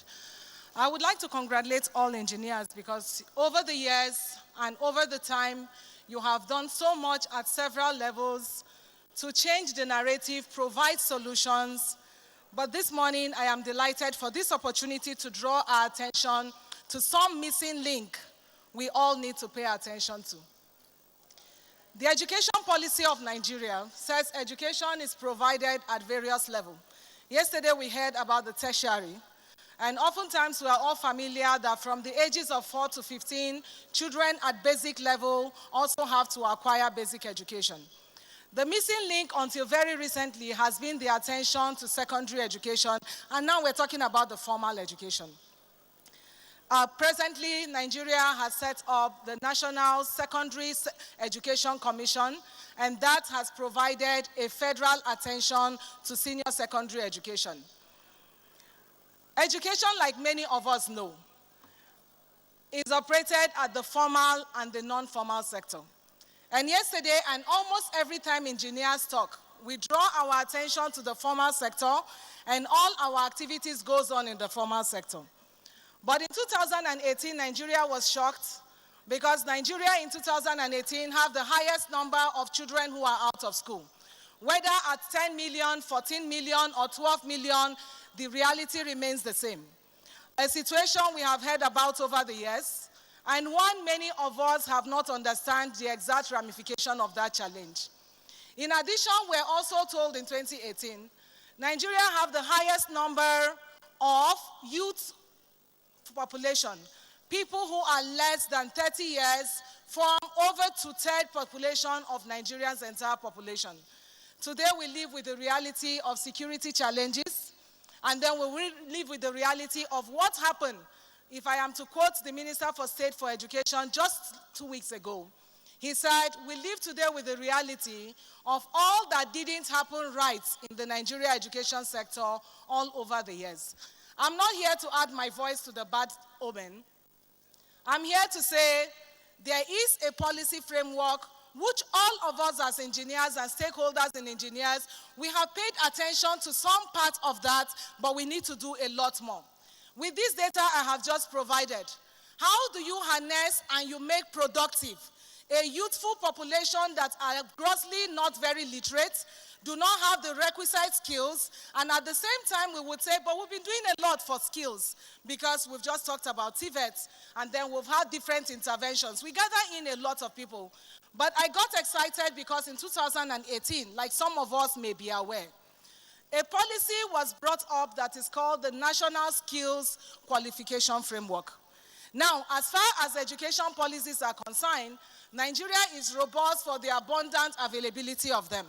Yesterday we heard that University of Maiduguri has to a certain extent deployed some of those policies, but even though we have done that, we always will focus on this small population of people we have in formal education. And it appears as if the problem is not abating. What does the National Skill Qualification Framework talks about? Because in last year also, in 2017, the National Commission for Mass Literacy, Adult and Non-Formal Education also put forward a review of the national policy for adult literacy. And what that says is education at non-formal level in Nigeria can be made at par, equivalent with formal education. But then we have the challenge of implementation. And this morning, by this opportunity I have, I would like to advocate, to sensitize, and to crave the indulgence of every individual to give support to the National Skill Qualification Framework. As an NGO, we innovated a strategy. By the way, Mr. President, thank you so much, because next week, the President's NSE will be, for the first time, a pilot we initiated and innovated, letting the town meet the hall. A public school here, thanks to the FCT, approved the pilots of the implementation of a TVET skill as a co-curricular activity. And Mr. President, thank you, because on Thursday next week, you will be graduating the first pilots we have in Government Secondary School, Piakasa. What have we done? We brought together the NAPTEP syllabus, the NERDC curriculum for formal education, and we brought together again the policy for non-formal education. And then we fused that into a co-curricular TVET activity that students in school can acquire skills that are functional and at the same time mop up the free energy, the free time they have, which they have put to other use, increasing teenage pregnancy, youth violence, and a whole lot of all that. Engineers have a social corporate responsibility to better the environment around us, provide solution, most importantly, ensure sustainability by grooming, coaching, and mentoring the next generation. I would like to appeal to every engineer here. that we need to pay more increased attention to the domestication of the NSQF. We need, in practical sense, to build Nigerian youth and young adults in formal and non-formal settings to acquire practical, functional, vocational skills. Why? Because the law says so. That before a child completes junior secondary school at 3, by the time a child is 15 years, he should have functional, lively school skills for self-improvement, self-development, for entrepreneurship, and for advanced coaching. And I would like to say, the basic need of humans are food, clothing, and shelter. Nigeria is not producing enough clothing. We are not producing enough quality food. And if we all collectively draw our attention to how to groom the artisans, the blue-collar jobs, and then the technologists and those we have there, producing the machines we need to sew our clothes, the modular industries that we need, then possibly we should all begin to look at the content, the certification of everybody who should make the blue-collar job work and grow the Nigeria economy. Thank you, because you will leave here with that, and we will do more collectively together. Thank you very much, ma. Please, let's appreciate her.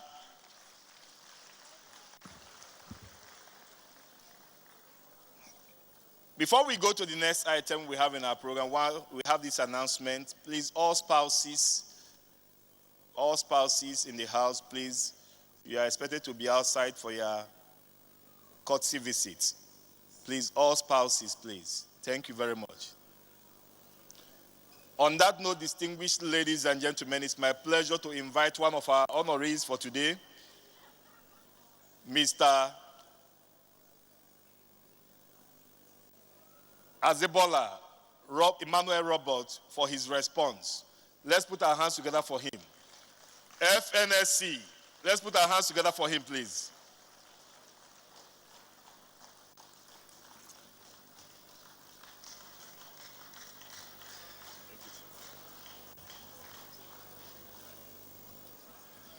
Good afternoon, everybody. My name is Azebola Emmanuel Robert. I don't know whether to say ex-barrister, graduated as a lawyer. Now, I'm a practical member of the Nigerian Engineering Society.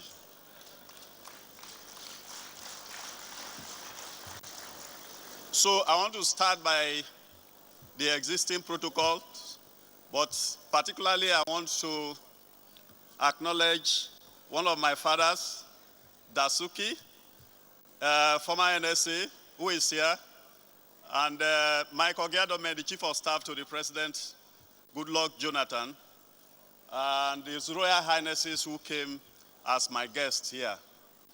I want to thank the Nigerian Society of Engineers, particularly the President and the Council, for giving me the opportunity to be rubbing soldiers with them at this stage of my life. I'm particularly grateful because they found me a little bit worthy to be honored, and particularly that it is a push to take me to the next level of engineering development of Nigeria. My commitment is to ensure that Nigeria, not myself, advance technologically and to meet the developed world. Because, as my profile said, I'm a social thinker. I think a lot and I do a lot of practical things. Because of my upbringing, I was, not sounding immodest, I was a very good mathematician when I was in the secondary school. And of course, I did a lot of additional mathematics, statistics, chemistry, physics, and all that. And I had a lot of A1s and A2 in those subjects. But I became a lawyer. And after I became a lawyer, I knew that my spirit was also in engineering. And my focus now, I have done a lot of civil engineering, employ a lot of engineers in civil engineering. But lately, I have been thinking that the bedrock of engineering and the bedrock of development of nations is in the mechanical engineering section. And my goal is to ensure that the little resources that God has given to me, I invest it in mechanical engineering while doing the civil engineering as well. Now, the passion is that I feel sad as a person because I started life as a human rights person.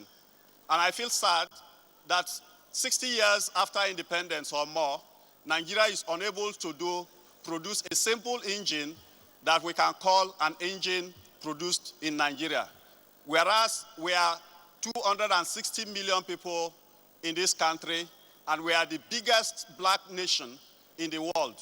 And I think that if Nigerians were to put their acts together, the social injustice that is happening to the black people in the advanced societies like United Nations and all that will be greatly diminished because they will find a home to come and they will be able to walk with their feet high.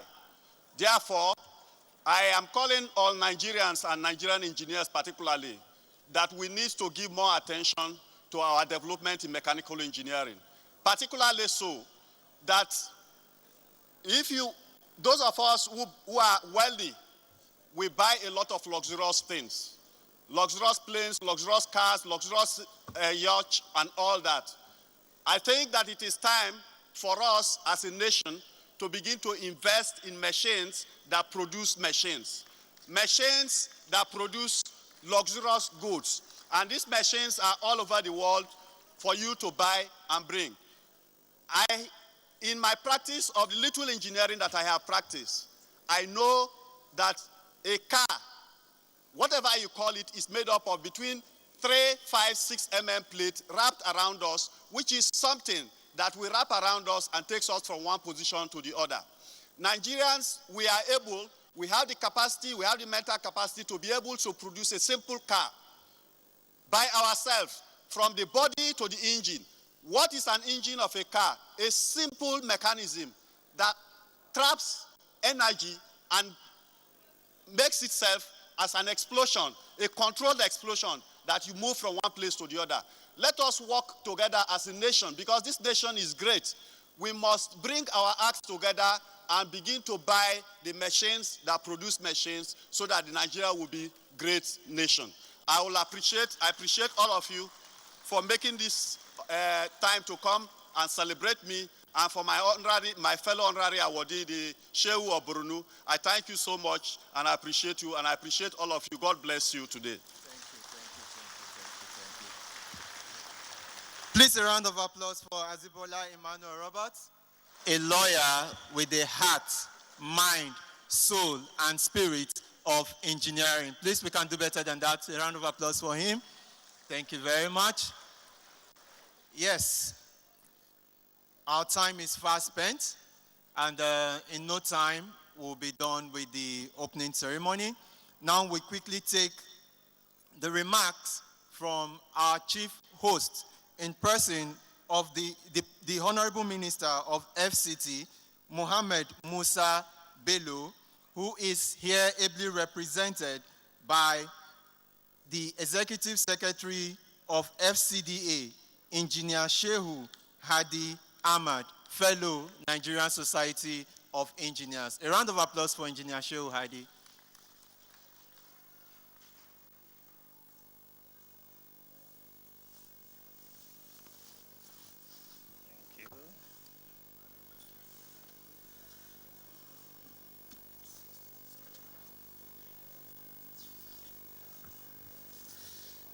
أعوذ بالله من الشيطان الرجيم بسم الله الرحمن الرحيم.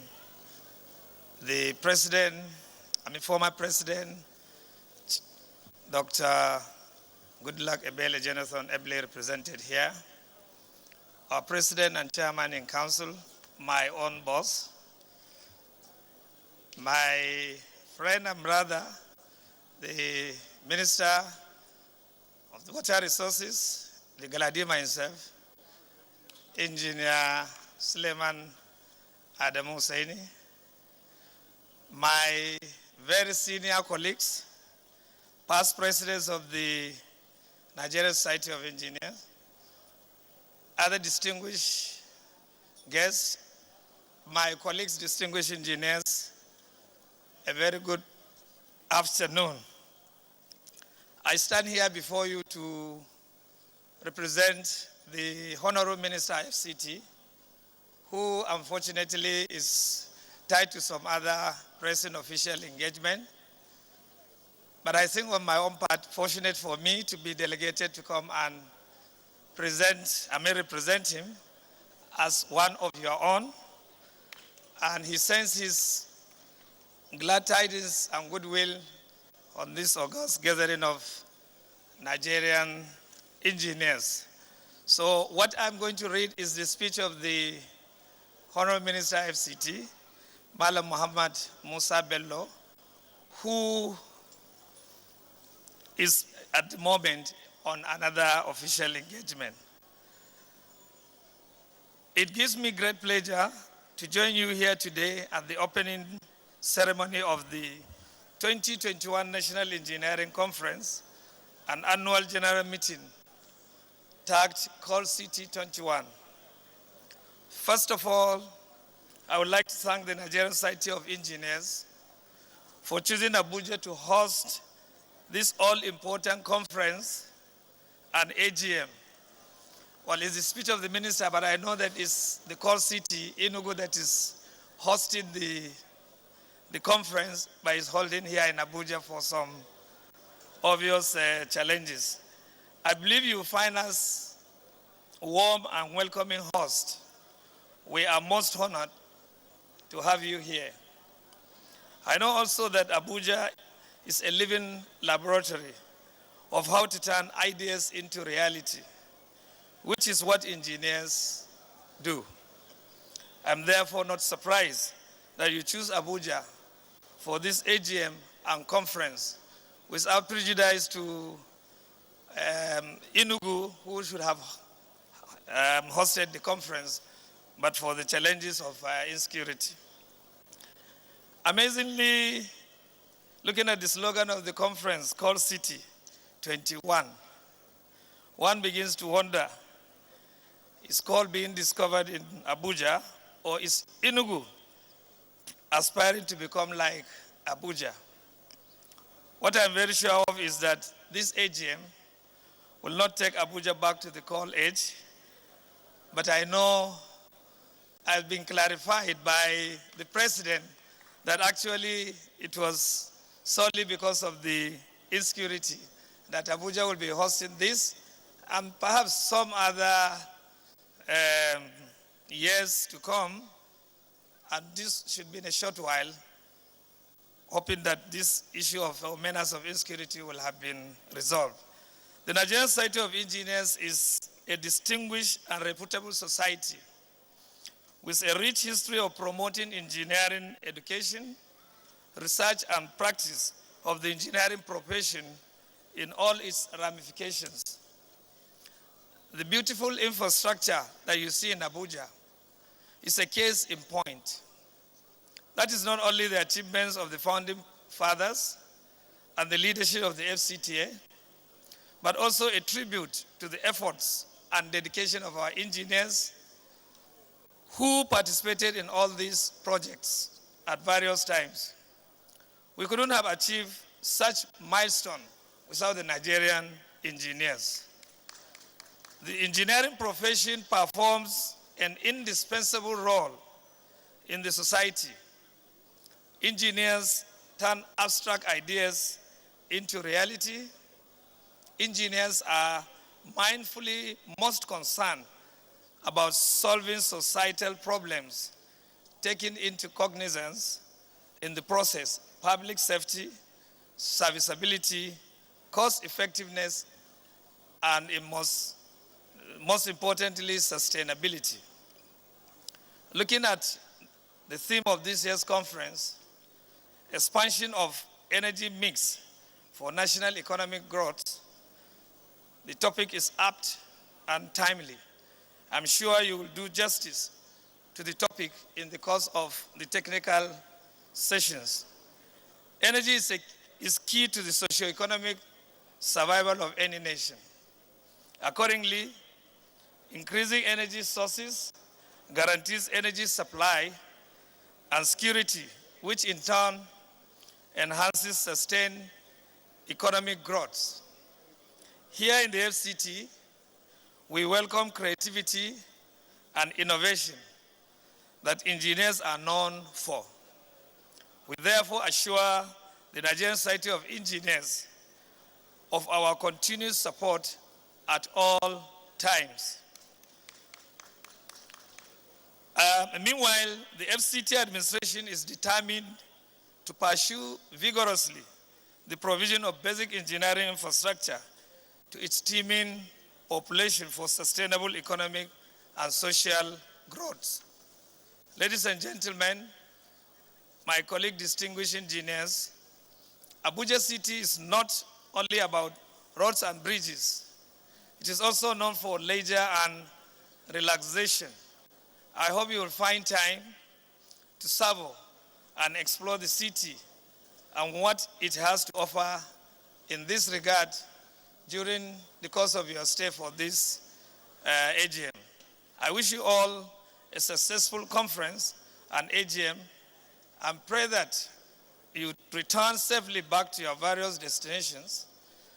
I am certain that the Nigerian Society of Engineers will continue to prosper, and Abuja, as well as other cities, will continue to benefit from the creativity of engineers and their innovations.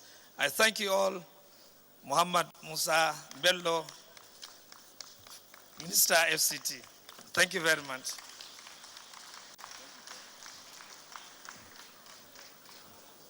Thank you very much. Please, quickly, I want to correct something. The FCT minister is the host.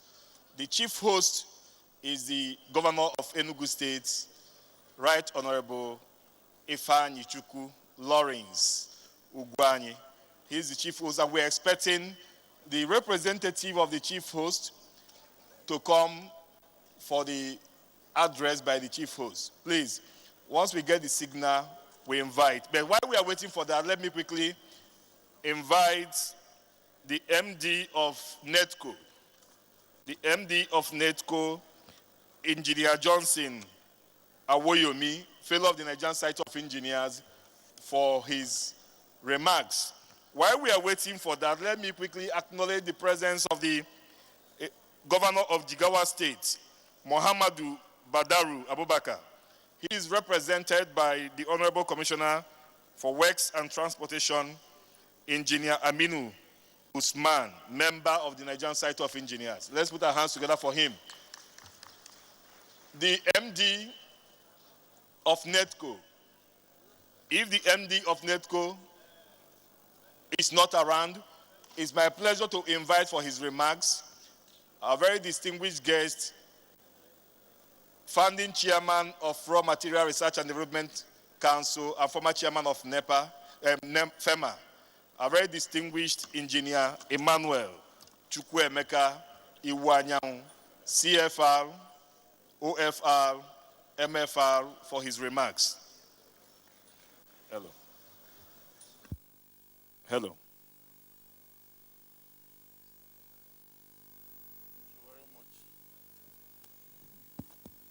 The President, Nigerian Society of Engineers, Your Royal Highness, the Emir who has been decorated with a fellowship, and other very distinguished colleagues, ladies and gentlemen.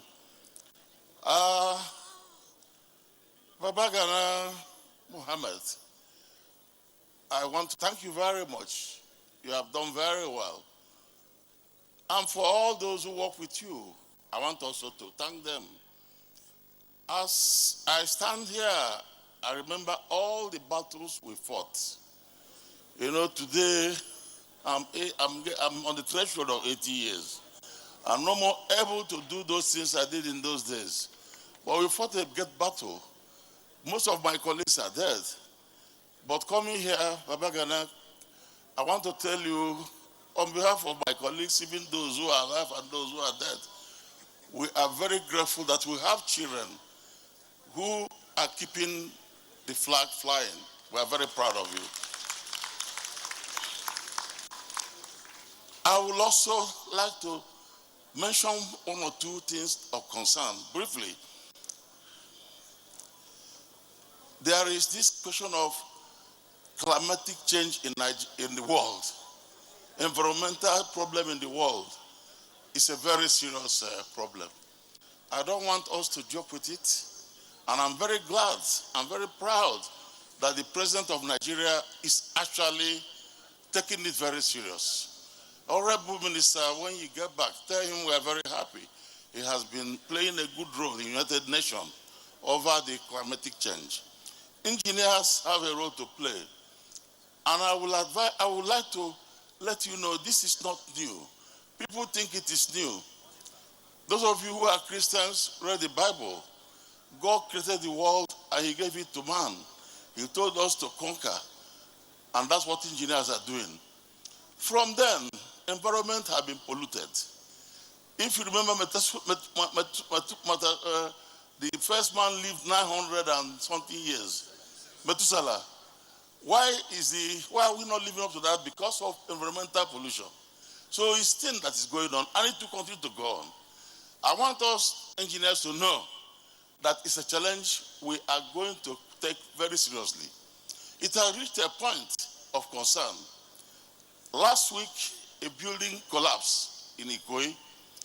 I would like, Mr. President, these are unreclaimed soil.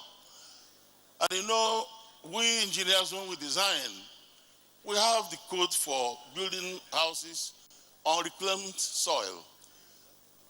The past 1 year, the rainfall was very heavy. The runoff was great. And of course, all of us here studied the foundation. You know as well as I do that the runoff is high and there is a very heavy pressure mounted on buildings. And that pressure tends to degrade the integrity of those foundations. And I think we have to look at it again to know if we have to change the code, add additional factor of safety in future designs. Because these reclaimed soils, some of them are done by people haphazardly. There is no proper check. So the engineer, you have a duty. It's even possible that if this situation continues, some existing tall buildings, big buildings will collapse. Because you know, of course, you know the pressure pushed by water. You know, it's trapezoidal at about 1/3 from the base. The pressure is continually pushing and making the building to move. And this is very dangerous. So that is the first assignment I want to give you. And of course, you know its impact too on flexible pavement, and well, on pavements and also bridges. I think, you see, we have to look at it very, very seriously. It requires a committee because it is a danger for us. Even we talk of this COVID-19 and so on, it's all part of an environmental problem. And if anybody thinks it will stop, it will not stop. So this is one of the messages I want to give you. The other final message is probably the young engineers. I think you have to look into their plight. You have to look into their plight. I think, frankly speaking, we are producing so many engineers who are going about doing nothing, and that degrades the integrity of engineering profession. So I suggest that every year, the federal government should be able, maybe put a budget, all the contracts they have. Some engineers should go there to understudy all the companies, and they should be paid by the federal government for that particular fixed sum. These engineers will go there, they will be able to understand what happened, and they will be able to establish their own businesses. I think this is very, very important. If you think that these foreigners will take care of us, no, because they want to get the jobs. They want the engineers to be employed. So that is the point. Now, final point is about political appointment. I think really the question of, I'm a politician, you know, I've been a politician, and you know, I ran for the presidency of this country 3 times. I did it because I believe that an engineer can run this country very well, and I know I could run it very well. Now, I think really, if the Attorney General, Commissioner for Justice is an engineer, is a lawyer, if the Minister for Justice, for Health is a doctor, I think the Minister for Engineering Services should be an engineer. Like, I am very happy with the gentleman here. He's an engineer and a minister. And when I say engineer, I don't mean those who just have gone to study engineering. Those who are honorary members, like some governors are honorary fellows of our society. If they are made ministers, that will be accepted. But we want it to be known that somebody who has either studied engineering or have made contribution to engineering is made the minister. Thank you very much. I wish you the best. Thank you very much. Please, can we appreciate the last speaker, Engineer Emmanuel Chukwuemeka Iwanyang, for that beautiful remarks. Quickly, it's my pleasure to invite the President of the Federation of African Engineering Organizations for her remarks. Let's put our hands together for Engineer Kalien Bonchedid as she comes to the podium.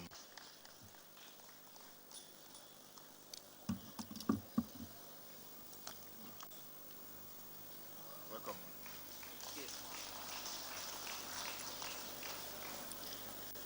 The President of the Nigerian Society of Engineers, Engineer Babagana Mohammed, and honorable guests, special guests, permit me to stand on the existing protocols, except of course to mention the lady engineers present here. Special greetings to you. I bring you greetings from the rest of Africa on this very important occasion where you are holding your National Engineering Conference and looking at a very important topic on the expansion of the energy mix for national economic growth. This is another important topic in a long line of topics that you have considered at various conferences organized by the Nigerian Society of Engineers. And no doubt, one that will also come out with some very important conclusions. At the Federation of African Engineering Organizations, we are committed to ensuring that engineering is recognized as the key driver that is required to develop the continent. We recognize that we need a competent, diverse, ethical workforce and companies that engage in sustainable engineering practice. We also recognize that we need to encourage innovation and research, and we need to be effective as an organization if we are to achieve our aims. So I'm very pleased to note that present in this hall today, we have captains of industry. At FIO, we have agreed to form some working groups that will look at various industry sectors like energy, water, information, technology, transportation, and so on, as we try to bring about the Africa we want. And I'm sure that we will be getting some of our membership for these committees from this hall today. I would especially like to mention the recently honored member of the Nigerian Society, fellow of the Nigerian Society of Engineers, who was just honored today, Azibola Roberts. I was very impressed with his profile there, and I'm inviting him to join FIO. These are groups, our working groups who will be working to help with the practical implementation of some of the outcomes of the conferences like this that are held around Africa, and identifying the standards that we need to harmonize around Africa and so on. And we want all of you on board. We cannot leave out a nation as big as Nigeria and Africa. You will have to be ably represented. And so with these few words, I'd like to wish all of you a very successful conference. Thank you for the warm welcome that I have personally received, and I know my colleagues from Ghana have also received. It's always a pleasure to be here in Nigeria with you. Thank you.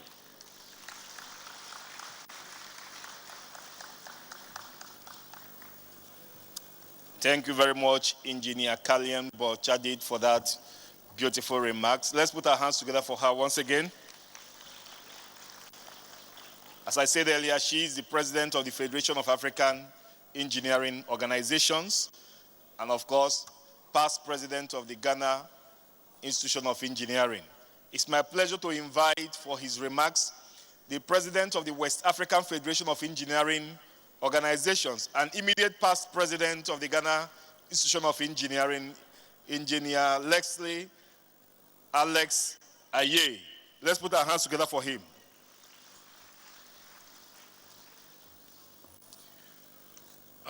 President Babagana Mohammed, and also Alhaji Abubakar Ibn Umar Gabai, the Shehu of Borno State. I've never been there, but I'm hoping to be there to visit you. And I stand on the existing protocols to wish the Nigerian Society of Engineering all the best in the coming celebration. Of course, my boss has spoken, so I have very few words to speak now. Now, for the West Africa, we think that we need to stand together to build West Africa and to a large extent, Africa. We talked about the continental free trade in Africa. We talked about Africa we want. But we cannot do that alone as Ghana or Nigeria. We need to hold hands together. We've reached out to the Francophone countries, and we've started with the educational system to make sure that we have fair distribution of knowledge across West Africa. And we can develop a global chain and West Africa industrial global chain, and that's how we can build ourselves up. We would confer and honor and get our constitutions together so that together we'll be able to build. West Africa has a large market, and we need to stand. If people will take us seriously as Africans, it depends on what we see ourselves and what we do as Africa. I was glad to hear the industrialists talk about how he's coming up with machines and engines. Morocco is doing very well in this manufacturing parts for the Airbus and Boeing, which means that if Morocco can do it, the rest of us can do it. And I believe that in the coming years, as we set our educational system together, with NSC support, GHI support, and I believe that West Africa will change, and the Africa we want shall come to pass. I wish you all an elaborate and profitable conference, that at the end of the day, we can all shake hands and say that we have changed from 1 degree to a higher degree of knowledge in engineering. Thank you, and God bless you all. Thank you.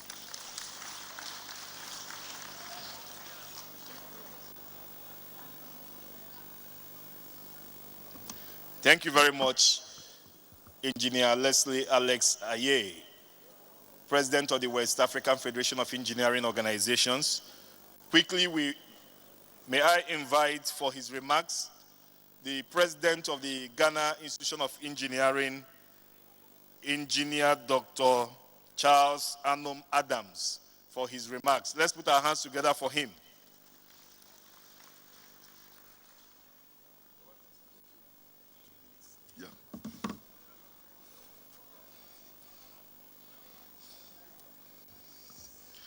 Mr. President, President Babagana Mohammed, Chairman in Council of the Nigerian Society of Engineers, Your Excellencies, permit me to stand on existing protocol for want of time.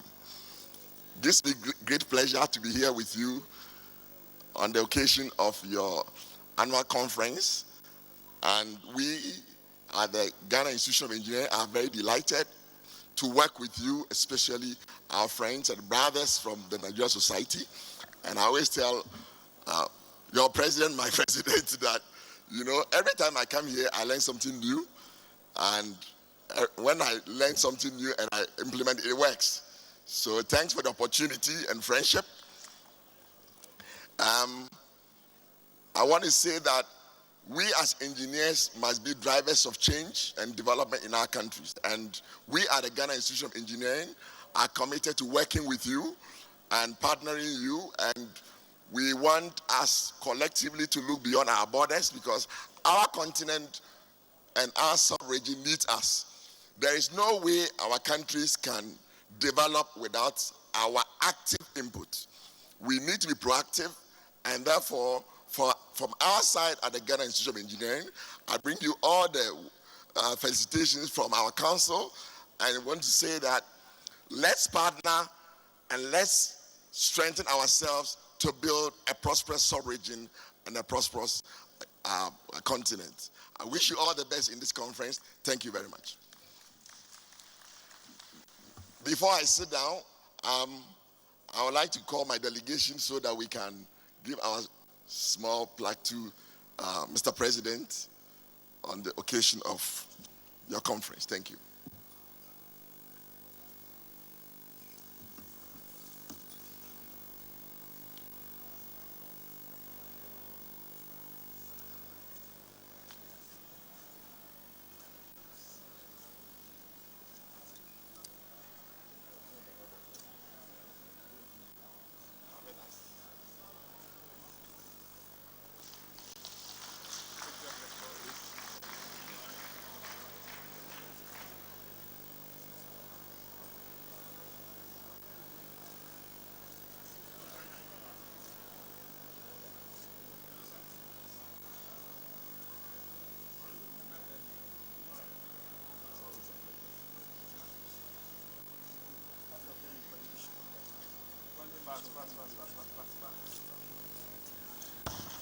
Past President Mbisho, please join me here.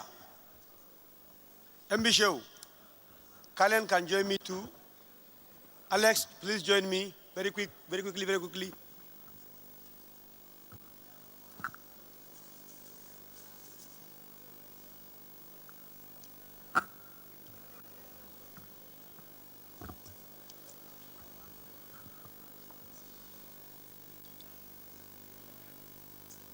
I am trying to raise awareness.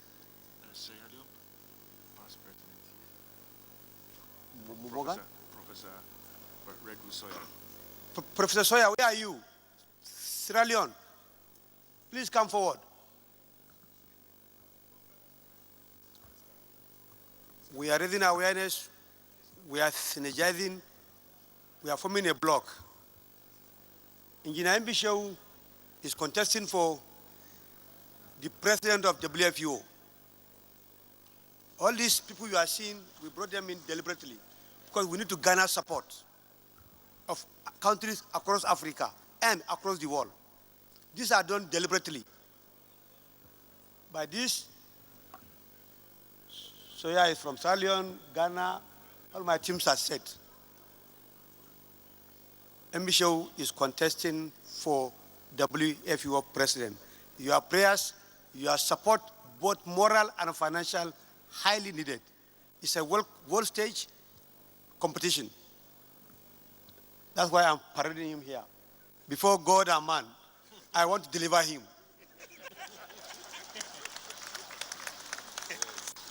Thank you very much. Mr. President, thank you very much.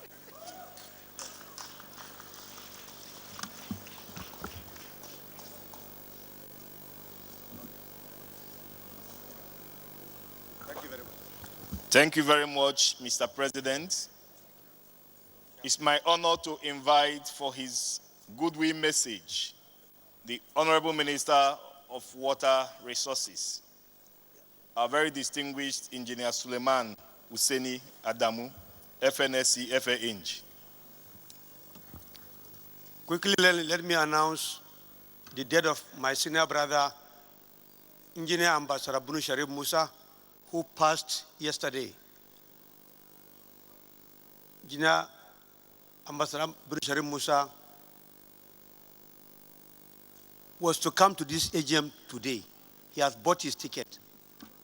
We spoke. But as God will want it, he will not come. I want you all to put him in your prayers.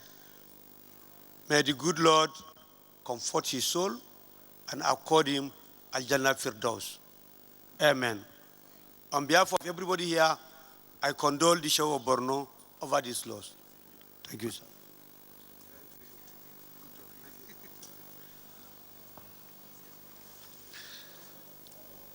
The President of the Nigerian Society of Engineers, Your Excellencies, Your Highness, the Shah of Borno, distinguished fellows and members of the Nigerian Society of Engineers, distinguished delegates, ladies and gentlemen.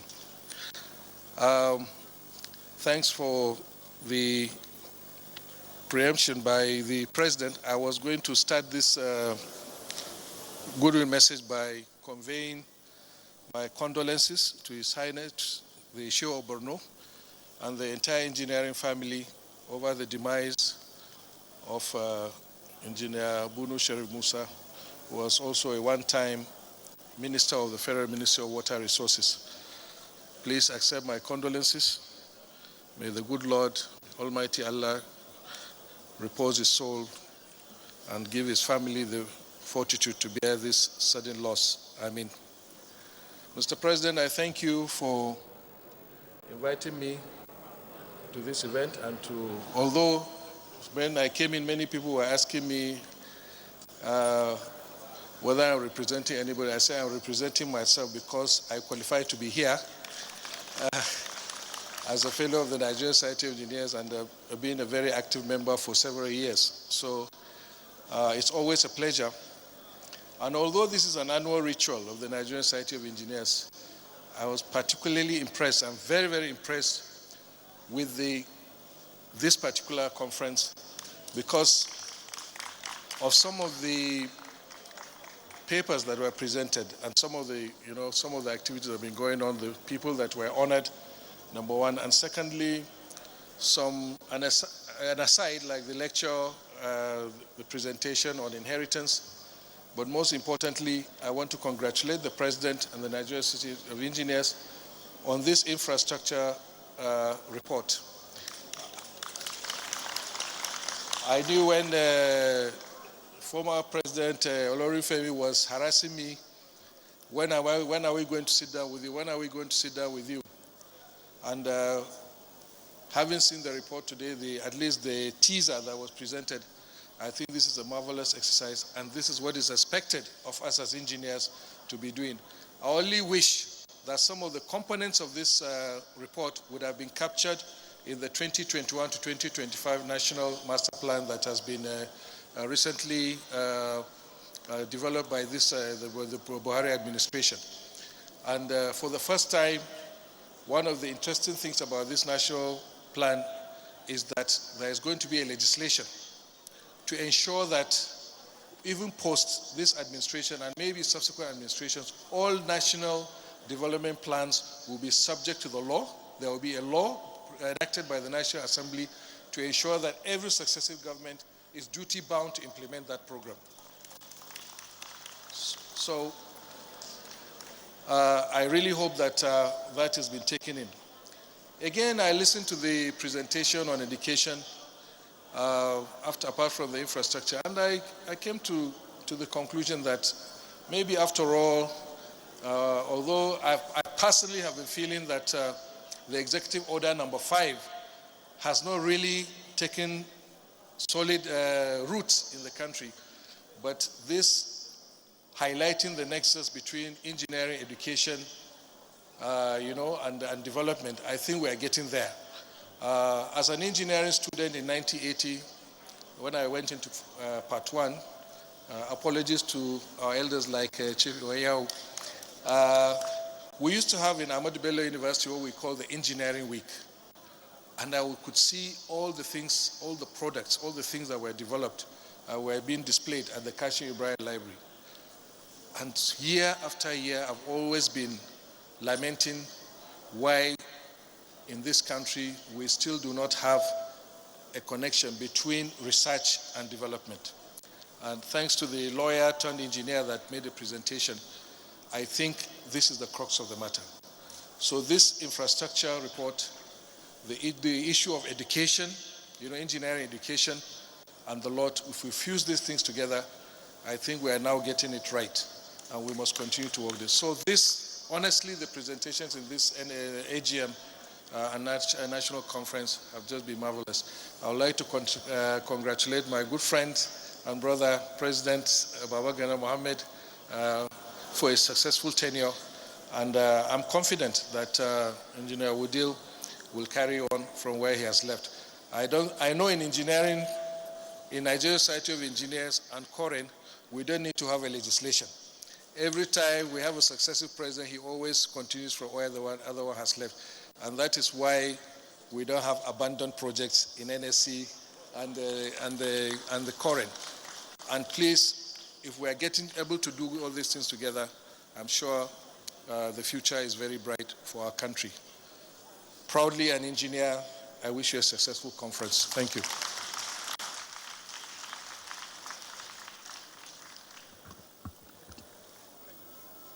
Thank you very much, the Honorable Minister of Water Resources, Engineer Suleiman Hussaini Adamu, for that goodwill message. Quickly, before we invite our special guest of honor for his goodwill message, let me quickly acknowledge the presence of Engineer Abba Kasani Sambo, former DG of Energy Commission. And also let me especially welcome the representative of the Speaker of the House of Representatives, Right Honorable Femi Wajabiamila, who is represented by Engineer Solomon Maren, Fellow of the Nigerian Society of Engineers. Let's put our hands together for him, please. Also, we have in our midst, I can't cite him, former Honorable Minister of Aviation and former, he's not putting his traditional attire today, Iko Bosi. My namesake, we share two names together. Mr. Osita Benjamin Chidoka, OFR. Please, can we put our hands together for him? The former Honorable Minister of Aviation. You are welcome, sir. Iko Bosi. Distinguished ladies and gentlemen, we have come to one of the high points of today's event, and that is a speech by the special guest of honor of today's event, the President and Commander-in-Chief of the Armed Forces of the Federal Republic of Nigeria, 2010 to 2015, His Excellency, Dr. Goodluck Ebele Jonathan, Grand Commander Order of the Niger, Grand Commander Order of the Federal Republic, ably represented by the former Chief of Staff to Mr. President, former Deputy Governor of Edo State. It's my pleasure to invite for the address of the special guest of honor, Mr. Mike Ohiadome, Commander of the Federal Republic. Can we put our hands together for him, please?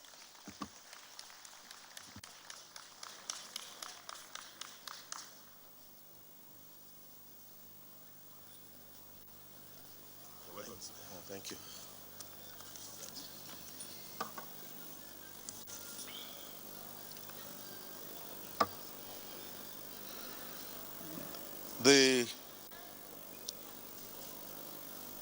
The President of the Society of Engineers, Engineer Babagana Mohammed,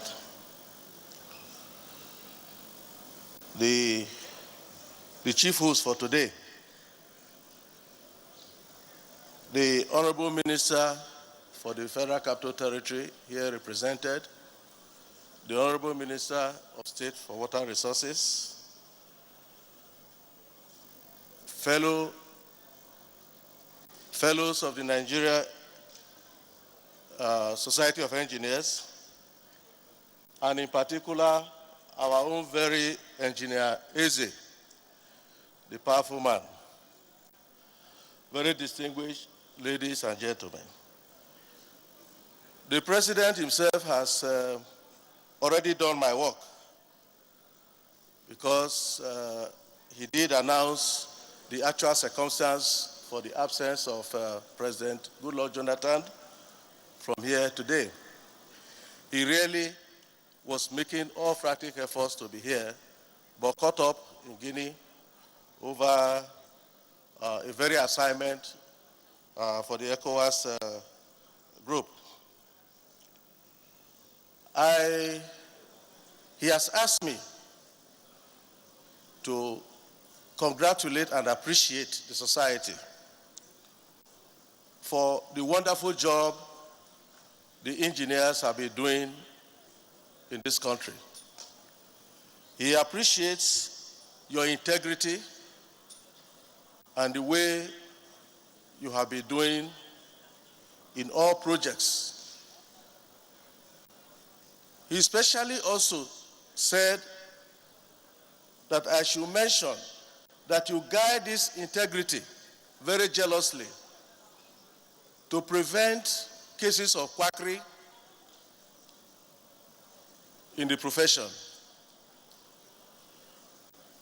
And let me congratulate the awardees for today. Their situation is particularly very special because they were never schooled in engineering, but they practice engineering excellently. It brings to bear the fact that beyond just going to school, people should be encouraged to develop on their passion and competencies. Our royal father and my dear friend and brother have done so greatly in the profession. And the Society of Engineers has been very magnanimous as well as professional to recognize these special fellows who are contributing to the development of engineering practice in this country. I believe that this will encourage others who have interest in the profession to come out and play their own role in professional ways. It brings to my mind my own personal experience. About 25 years ago, I went through this. I read agronomy in school, in UI, but I was also conferred with a membership of the Geosciences Society of Nigeria because of my work in mining. So I want to use the opportunity to thank the society for the great work they are doing in standardizing and developing infrastructure and also our environment. I urge you to continue to guard jealously the integrity of your profession. It is on this note, therefore, that I extend the goodwill of Mr. President, President Goodluck Ebele Jonathan, to the society. Thank you, and God bless you.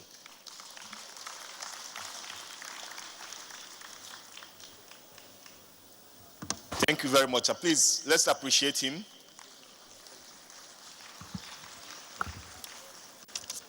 Quickly, may I invite the Managing Director of NETCO, Engineer Johnson Awoyomi, Fellow of the Nigerian Society of Engineers, for his goodwill message.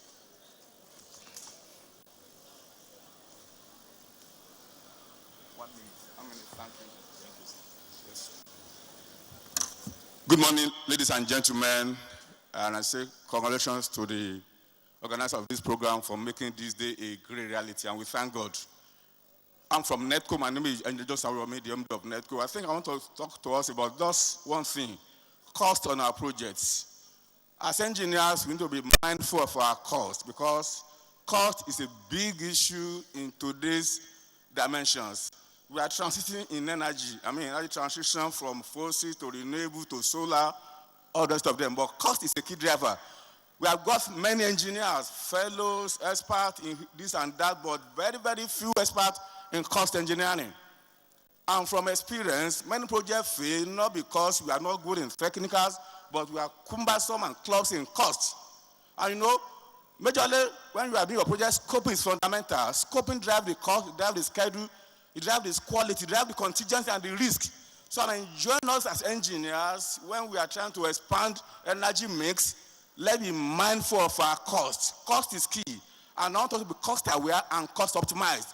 Cost optimized is about cost effectiveness and cost efficiency. When I mean cost efficiency is that deliver as promised. I promise $100 million project now, I deliver $100 million, yes, it's I'm cost efficient. But when I deliver less than that, I'm cost effective. And going by this time in Nigeria when we have gotten the PIB passed to become PIA, cost is key. We can't go far unless we are mindful of our cost. So engineers, join us to be mindful of our cost, because cost is the bigger driver today in the economy.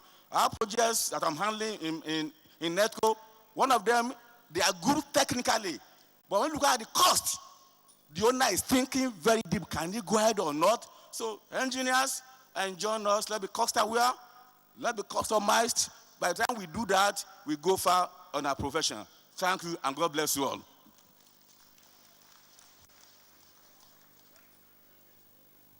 Thank you very much for that.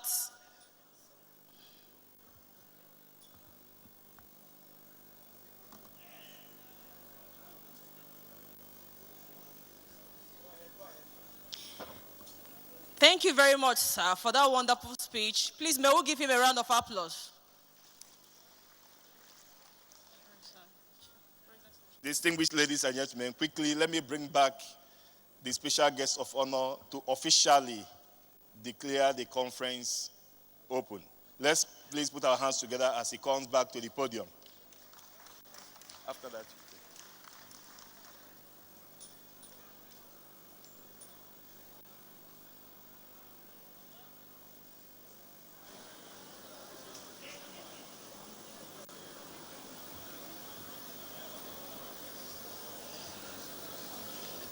Our President, very distinguished ladies and gentlemen, I was not well briefed on my assignment here. Well, while wishing you a very successful conference, I hereby, on behalf of President Goodluck Ebele Jonathan, declare this conference open.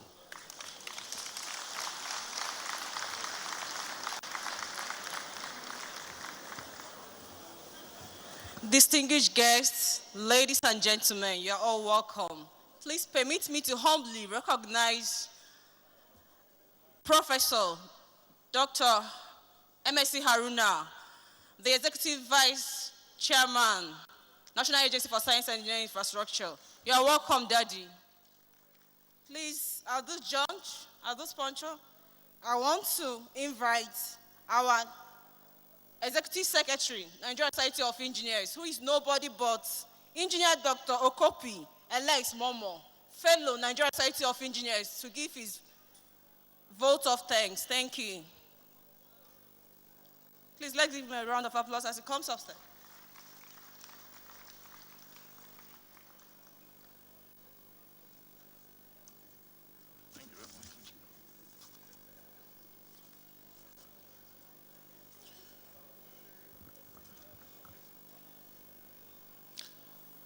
Ladies and gentlemen, you are most welcome. Thank you all for honoring us today. This very, very important occasion. Mr. President of the Nigerian Society of Engineers, Engineer Baba Gana Mohammed, FNSC. President, I want to specially thank you and appreciate you for your steward so far these 2 years, for putting together a new direction for NSC with a great support from your deputy, from our deputy president. Thank you so much. the representative or the special guest of honor, sir, we thank you so much. Chief Mike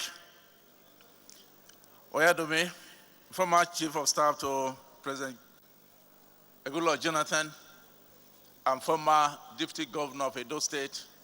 Sir, we thank you very much for honoring us today and for your very special message from the former president. We are very grateful to you. The representatives of the Governor of Borno State and Nasarawa State, we also thank you immensely for honoring our invitation to grace this occasion today. We are very, very grateful to you. Our royal father of the day, the Sheikh of Borno, and also recipient of our very cherished honorary fellowship. Sir, we thank you very, very much for honoring us and accepting our honorary fellowship. We are very grateful to you. The Executive Vice President of the the World Federation of Engineering Organizations, our past president, Engineer M.B. Shehu, past president of Federation of Engineering Organizations of Africa, we thank you very, very much for the new direction and for what you are doing for Africa. By the grace of God, come March 2022, when you'll be elected at the General Assembly of WFO in Costa Rica, Africa will be very, very proud to have you. And as the President has said, every effort and every contribution is needed from Nigeria and Africa to make sure that this election is successful. We thank you very much for what you are doing for Africa and what you are doing for Nigeria. Our past presidents of Nigerian Society of Engineers, we thank you so much for your support always and for being around with us and always guiding us in all that we do. We appreciate you. ESCO members of the society, we thank you for being here and honoring this invitation and making everything successful today. We want to especially thank Madam President of the Federation of African Engineering Organizations, Engineer Kalim Boshidi. We thank you very much for the new direction that you are giving to FAU. We also thank all our foreign delegates, President of AFIO. We thank you very much for being with us today. We are very, very grateful to all of you.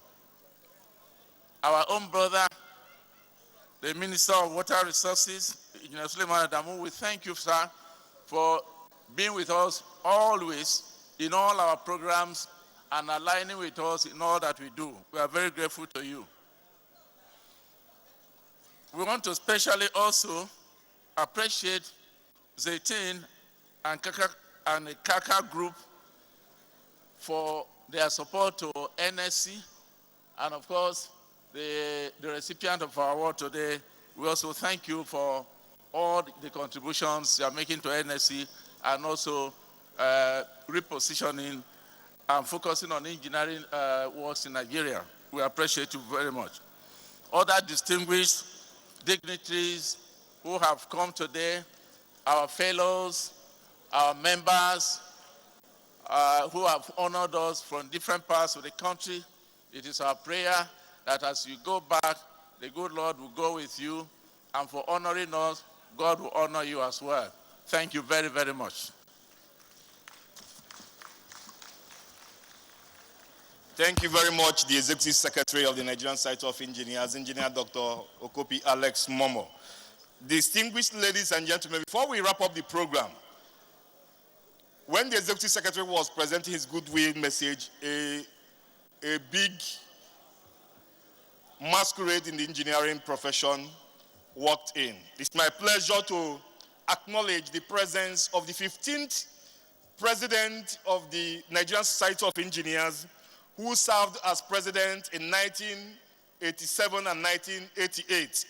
It's my honor to acknowledge the presence of Engineer Ifedayo Akintunde, fellow of the Nigerian Society of Engineers, fellow of the Academy of Engineering. And of course, Engineer Akintunde is a winner of the World Federation of Engineering Organizations Medal of Excellence, which is equivalent to the Nobel Peace Prize in Engineering. Can we put our hands together for him, please? Can we, the cameraman, please, can we show our father here? Thank you very much. Distinguished ladies and gentlemen, before we wrap it up, let's quickly announce that the election, the deadline for us to activate our membership details for the election is tomorrow 8 a.m. So if you want to participate in the election, you have to activate your information so that you can be able to receive email and SMS for the voting. And also all young engineers in the house, we want to announce that young engineers, immediately after this, their meeting will commence, I think at the Benway Hall. No, NSE headquarters. Please, it's very important. All young engineers should take note of that. Distinguished ladies and gentlemen, whatever has a beginning, they say has an ending. With that, we have come to the end of the opening ceremony of the 2021 National Engineering Conference and Annual General Meeting of the Nigerian Society of Engineers. On behalf of my team, Engineer Fumi. My name is Engineer Mrs. Fumi Akingbagbo. I'm a fellow of the Nigerian Society of Engineers. Engineer. My name is Engineer Okozoluchukwu Doris, member, Nigerian Society of Engineering. Engineer Ejika Emmanuel Oshala. I remain yours sincerely, Engineer Ben O.C. Oko, fellow of the Nigerian Society of Engineers, signing out. Can we all be on our feet for the closing prayer? Second stanza of the national anthem. Let's recite together as we say, O God of creation, direct our noble cause, guide our leaders right, help our youth the truth to know, in love and honesty to grow, and living just and true. Great lofty heights attain, to build a nation where peace and justice shall reign. Amen. The national anthem.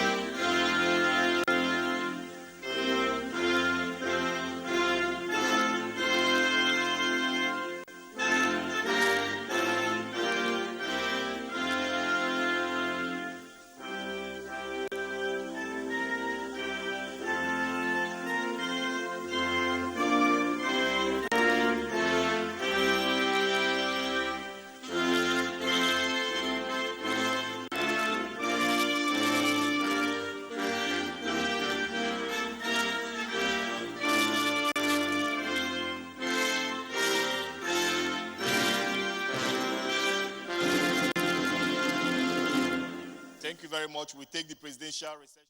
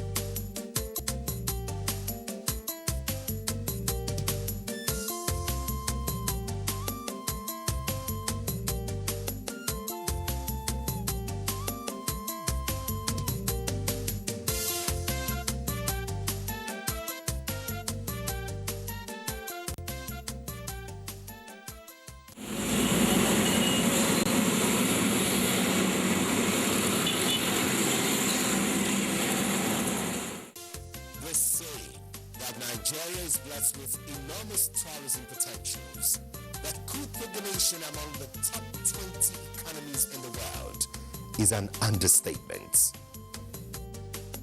Now, one of such tourist destinations in Nigeria is the Yankari Game Reserve.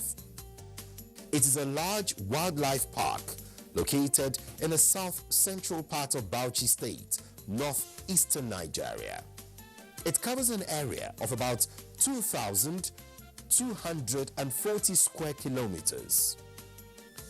The location of Yankari Game Reserve in the heartland of the West African savanna makes it a unique way for tourists and holidaymakers to watch wildlife in its natural habitat.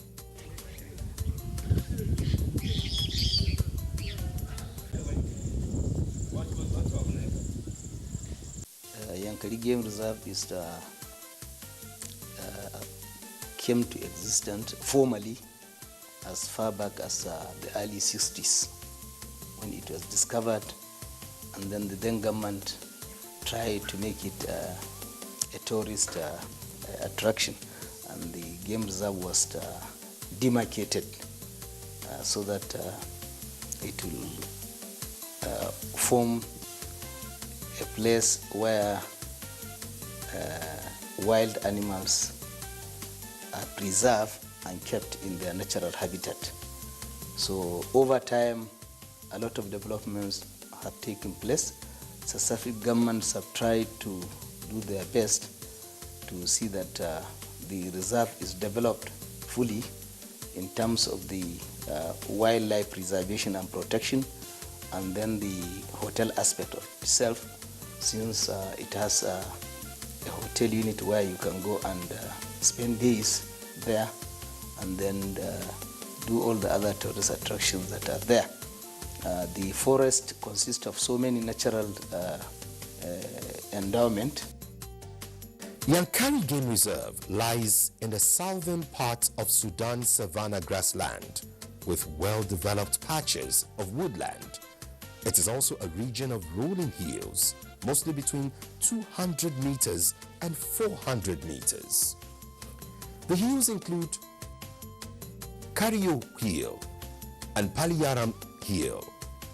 Among its geographical features is the Tanlang Gorge, which is located in the western part of the park. The gorge is a scenic gorge with associated hills, ruts and escarpments. The main entrance of Yankari Game Reserve is at Minamaji village in Alkaliri local government area of Bauchi State, and about 40 kilometers to the Wiki camp.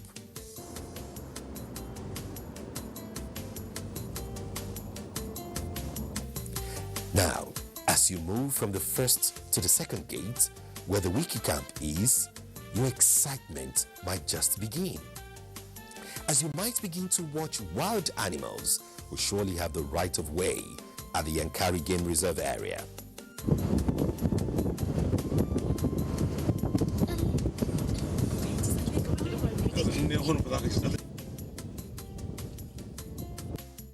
On entering the Wiki camp, you would have more excitement with a warm welcome by some of the animals that do not need wait for you to get into the forest before you deep in your watch.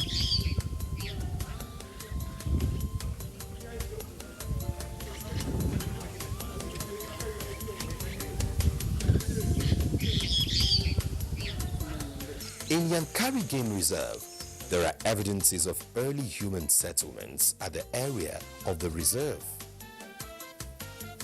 Dookie wells are among such evidences. Here, you have 139 wells with interconnecting shafts, which represent an elaborate water storage system of the ancient inhabitants. You have the iron smelting furnaces, referred to as the Shao Shao Iron Smelting Works. It has 60 standing furnaces, which are believed to have been the largest historical industrial complex of its time in the West African sub-region. Pictures of these furnaces are displayed in the Artifact Museum of Yankari Game Reserve. Evidences of early human settlement in the area of the reserve abound, as grinding stones and pottery works, among other items used by early dwellers, were either dug out during excavation work of buildings at the Wiki camp or were flushed out by the Wiki warm spring as it gushed from under the rock.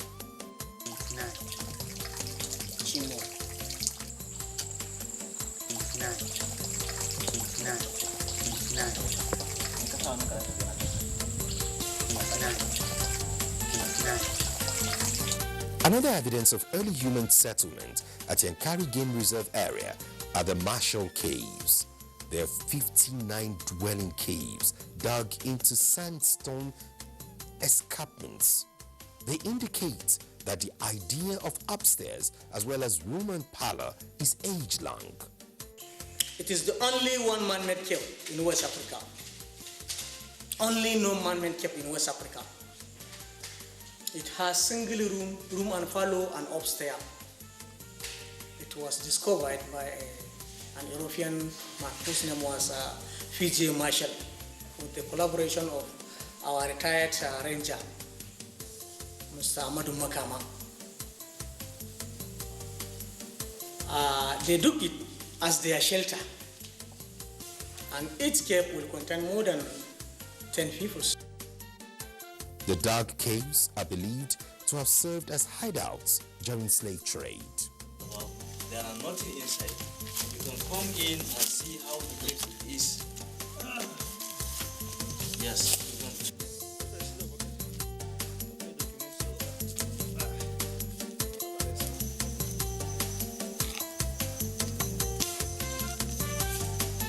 Ancient people had themselves during slavery. Look at it. Even if you come in, you go to.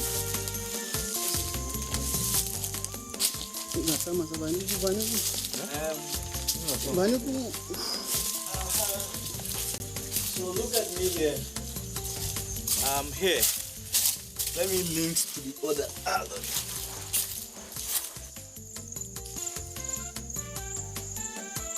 The thick forest area, no doubt, is cool and really quiet to serve as an ideal hideout of such time.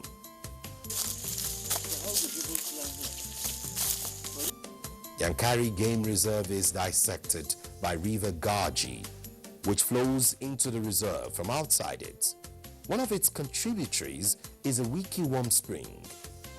At the confluence where they meet, the main River Gaji maintains its coldness, while the warm spring source remains warm. River Gaji also links River Benue at its outlets. We are right here at the heart of Yankari Game Reserve, and as you can see behind me are some species of animals here, and specifically we have the water bug here, which live normally very close to the river, and this is Gaji River here in Yankari. The river helps in keeping the animals who live within the Yankari Game Reserve, for the water it supplies never dries up, both in the rainy and dry seasons. Various species of fishes as well as crocodiles are found in the river. And one other thing that helps keep the animals is a natural potash, which the mammals leak, in addition to the one usually poured by the reserve authorities.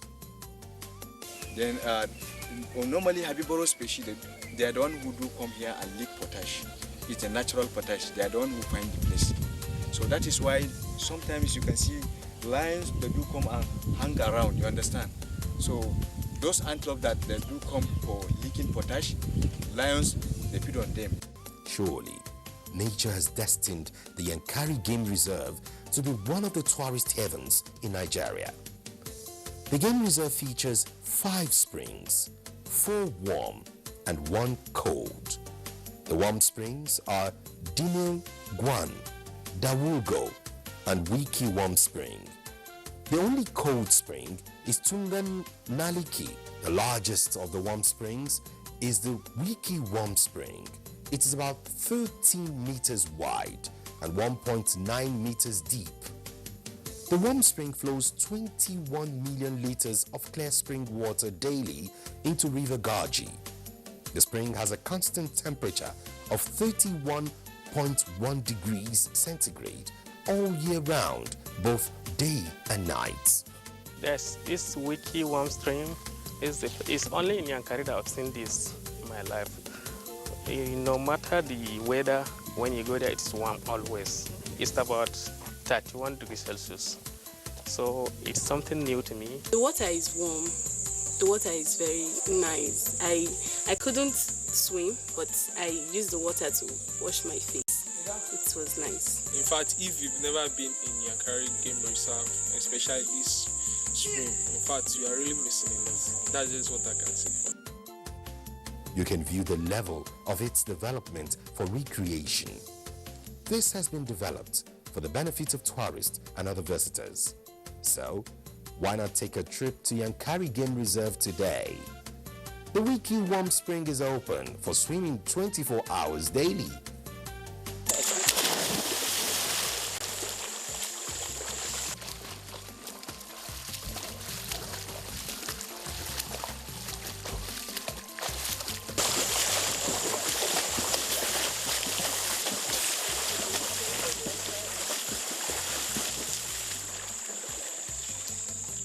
We are right here inside the Yankari Warm Spring, and I have a couple here who came particularly or purposefully to have a swim and a feel of the warm water.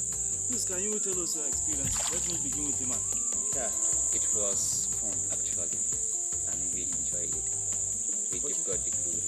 And then to Madam. Yes, I really enjoy my stay here, more especially the water.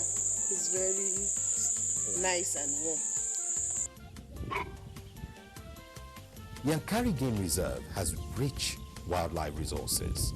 The reserve is an important refuge for over 50 species of mammals, including African bush elephants, olive baboon, potash monkeys, tantalus monkeys, antelopes, African buffalo, and waterbuck, which is the predominant mammal found in the reserve among others.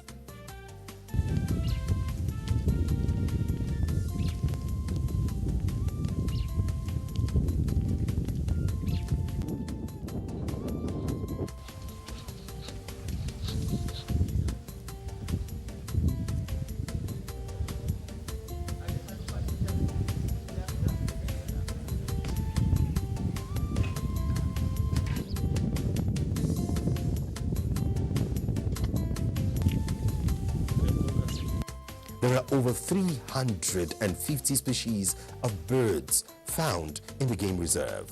Of these, 130 are said to be residents. 50 are palearctic migrants. The rest are intra-African migrants.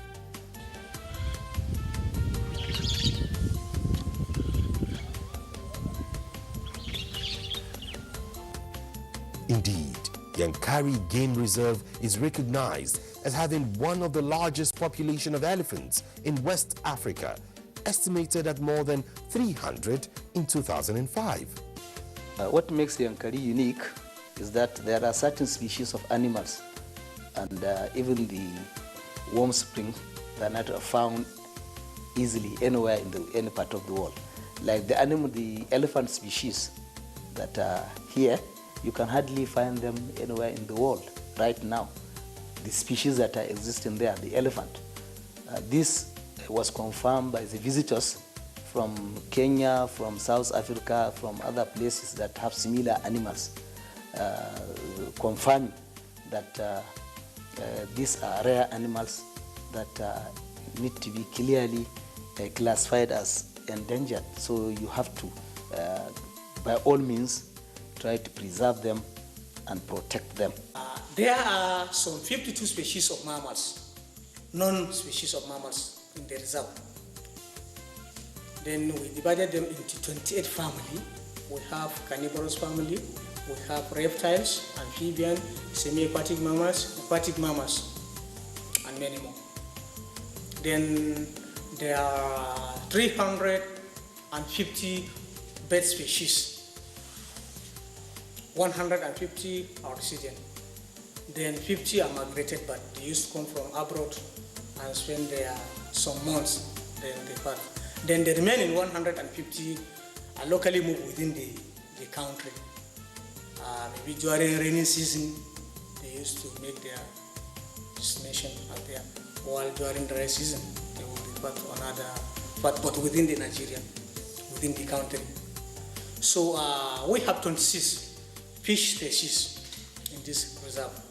Then we have 17 of amphibians, 17 of reptiles, then 7 of amphibians. Yankari is ready for tourists at all times. The availability of tourist facilities makes it an ideal tourist destination. The Wiki Camp is the tourist center of the game reserve. The camp has been built and named after the Wiki Warm Spring. Here, you find various sizes and qualitative well-furnished chalets available, as well as other recreational and sporting facilities for the comfort of tourists and other visitors. The infrastructure, if you've been to Yankari, you'll discover that you can compare it with any tourist attraction in the world. So with the global crisis in oil prices, you know, there's a paradigm shift to other sectors of the economy to see that other sources of revenue are developed, so that the sole dependence on oil is minimized. So Bauchi State is not an exception. The government is taking bold steps to see that the potentials of Yankari Game Reserve is developed to the fullest, so that the required revenue is obtained there, so that over-dependence on oil will be minimized for the government. So as I'm talking to you now, all the infrastructure and the other services at Yankari are operating at their optimal level. The current governor of recent traveled to Czech Republic and signed a memorandum of understanding with the Zilin Zoo at Czech Republic to partner with Yankari. They were so fascinated from what they hear and what they see that they want to establish a mini zoo there and inscribe the name of Yankari Game Reserve, Bauchi, Nigeria.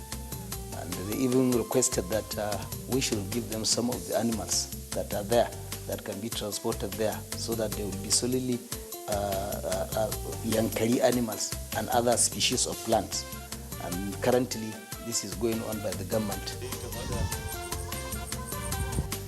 The camp also houses a museum, which is well stocked with a variety of skins, tusks, bones, and fully mounted stuffed games in the reserve. Parts of animals which a visitor could not view during safari are displayed in the museum.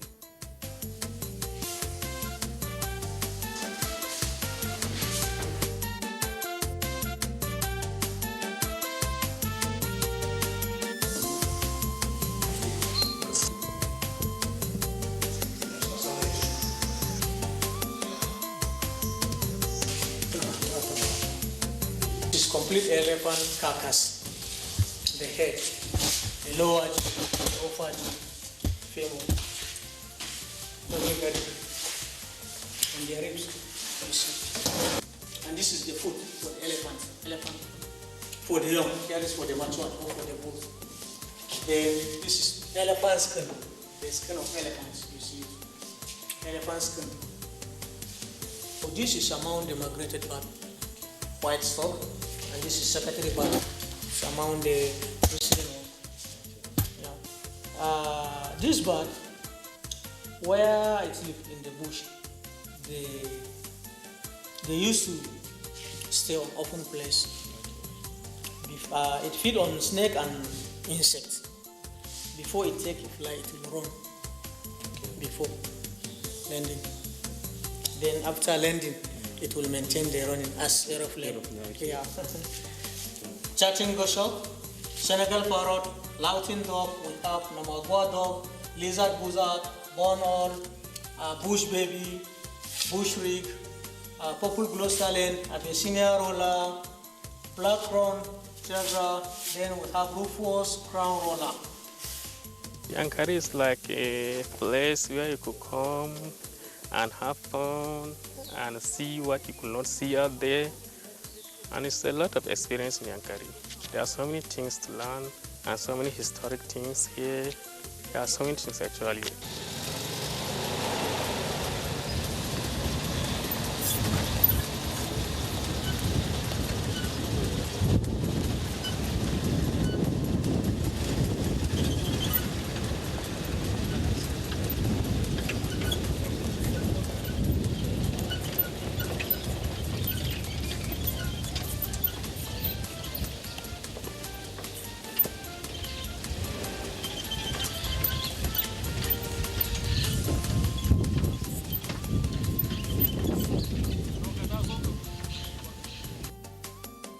So, why not pay a visit to one of the few areas in West Africa where wildlife are protected in their natural habitat? Do engage in safari and have a value for your time and resources. The place is Yankari Game Reserve. Surely, Yankari Game Reserve is key in the development and promotion of tourism and ecotourism in Nigeria.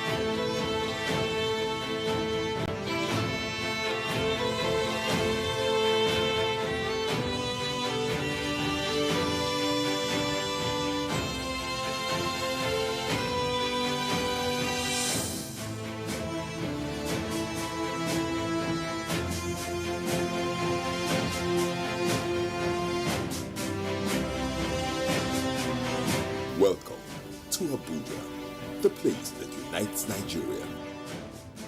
The sunflower, Helianthus annus, is an annual plant in the family Asteraceae with a large head capitulum.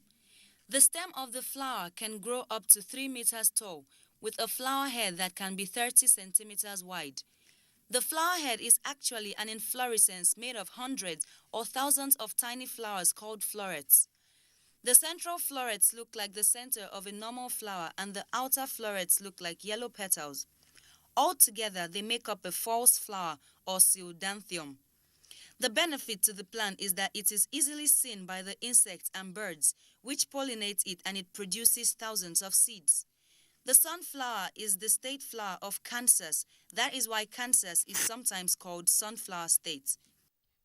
Sunflower is another beautiful plant.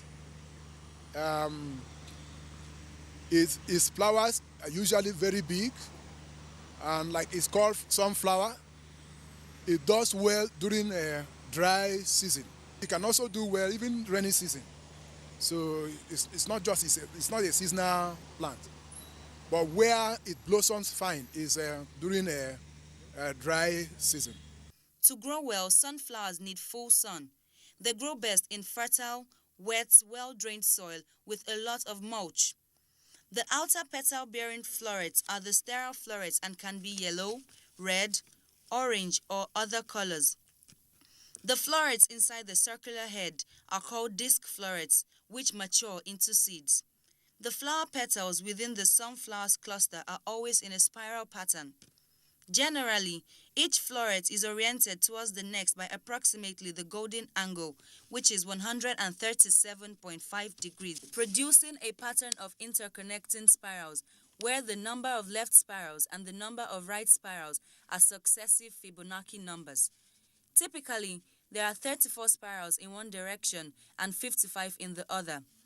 On a very large sunflower, there could be 89 in one direction and 144 in the other. While the vibrant, strong sunflower is recognized worldwide for its beauty, flowers generally is life. It's good to have flowers everywhere. They are wonderful. If you have a flower in your house, it shows that you are living healthy. Because if your house is stuffed and when you have a flower there, it tell you there's something wrong with your house. Like I have a flower in my house that actually showed me that my house was stuffy. I need to open up.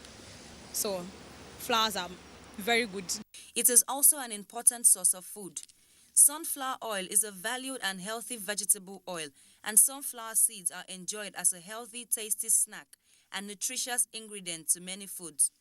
Once the flower heads are empty of seeds, they can be converted into disposable scrubbing pads for jobs too tough for your cleaning tool. Planning to clip a few to display in a vase? If you wait until the afternoon, they may wilt. Hello and welcome. It's time for another interesting package of everything music. Angelina, you dey cool in my temperature. If you call, I go come deliver. This is Talking Movies. In times of old, the world was full of wonder. No. Stop it! Welcoming you to your weekend for today. Arise, O compatriots. It's time to use our voice. Beyond 6 packs. Bills. Pay your bills. Keep paying my telephone bills. Keep paying all of my bills. Welcome to Gallery.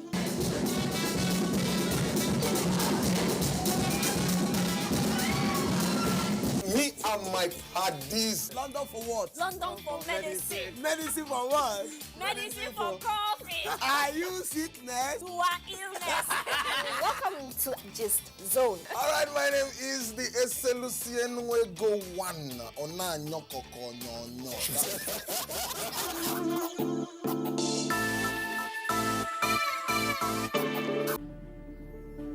Welcome to the world's first football scouting reality show, Football Dreams. We kicked off an extensive scouting selection for football talents in 2019, and together with our African Football Network, we've evaluated over 3,000 players from 13 countries. They all share the same dream, that one day they will become a professional football player. Only 28 players made it to fight for a contract with a professional European team in the grand finale of Football Dreams 2021 in Benin. Our main host and former professional footballer, England national player, and FA Cup winner John Fashanu will guide us through the show and push the players through extremely hard and challenging tests. Halfway to the final, 14 of the 28 players will be eliminated, but only one player will win the professional contract.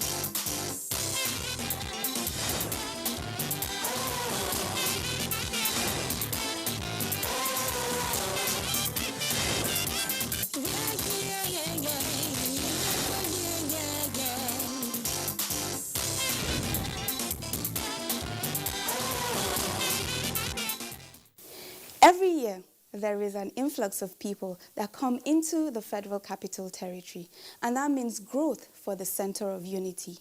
But this growth not only affects us as a people, but it also affects the Abuja food scene in a very good way, I might say. And not only on our palates, but is also an avenue for job creation and revenue generating for the government as well as private businesses. This is Window on Abuja, and I am Maimuna Ummi Ibrahim.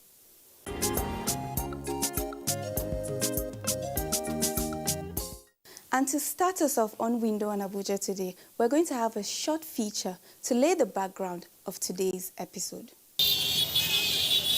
The influx of people into the capital city has immensely contributed to the changing culture in the Center of Unity, with an estimated annual growth of 5.69% by the UN World Urbanization Prospects. A change in tastes and a need for evolving attitudes is inevitable. One of the value chains thus affected is the food chain. The Abuja food industry, or as the colloquial expression goes, the Abuja foodie scene, is one to look out for, not only for its addition to our palate, but also as a job creation and revenue generating opportunity for the government and private businesses. It is also an avenue to showcase our cultural heritage and languages. A growing population is most often seen as a burgeoning economy. It is imperative that private individuals and government take the opportunity to use the growing numbers in the capital city for its gain.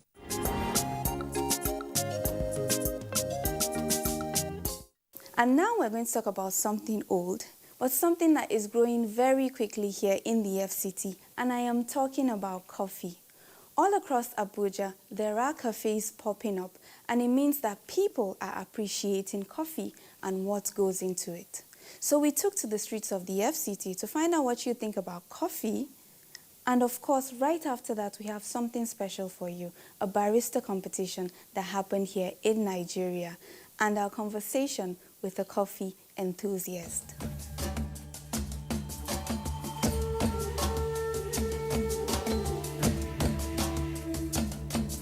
Coffee is my favorite tea, and it's very important in my body too. Every morning I do take coffee timely where there is cold at time.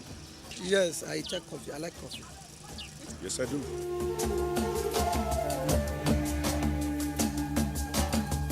At home. At home. No, at times I have it in my office. At times in a cafe, I do go there too. When I go out. At home, usually I buy the pack and I take it home every day.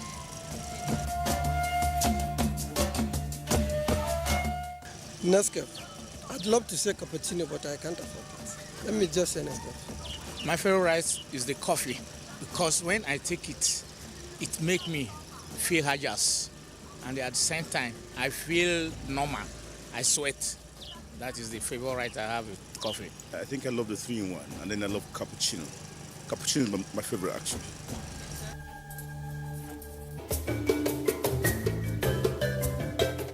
I had a toothache sometime, and I was given some anesthetics, and I was told the anesthetics did not work as expected. So the dentist was asking me if I smoke or drink, and I said no. And he asked me if I take coffee, and I said yes, I take a lot of coffee. So he was like, I should reduce the intake of my coffee. So the reduction of that intake of coffee, the much of the intake of that coffee was actually why I did not react to the anesthetics then. Okay, so I had to reduce my coffee intake.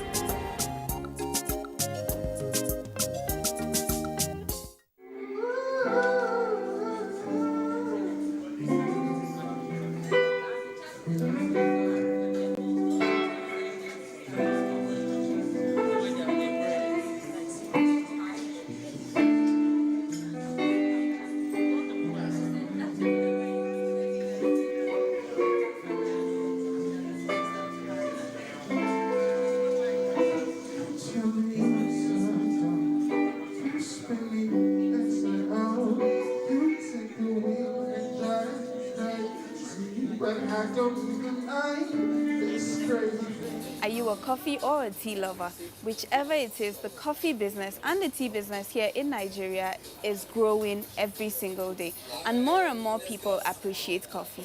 we are here today on a monumental day for coffee lovers, as today we have the first barista competition here in Nigeria, and I have Sophie here with me to discuss this and so much more. So Sophie, a barista competition, not a lot of people even know what a barista is. I mean, every time you look around, you think that the coffee business in Nigeria is becoming bigger, but sometimes you feel like maybe not a lot of people are into it. Tell me first of all what a barista even means.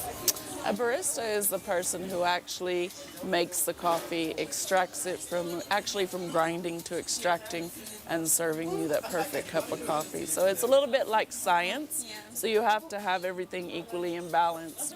So we decided that these guys really need to be shown what they're worth.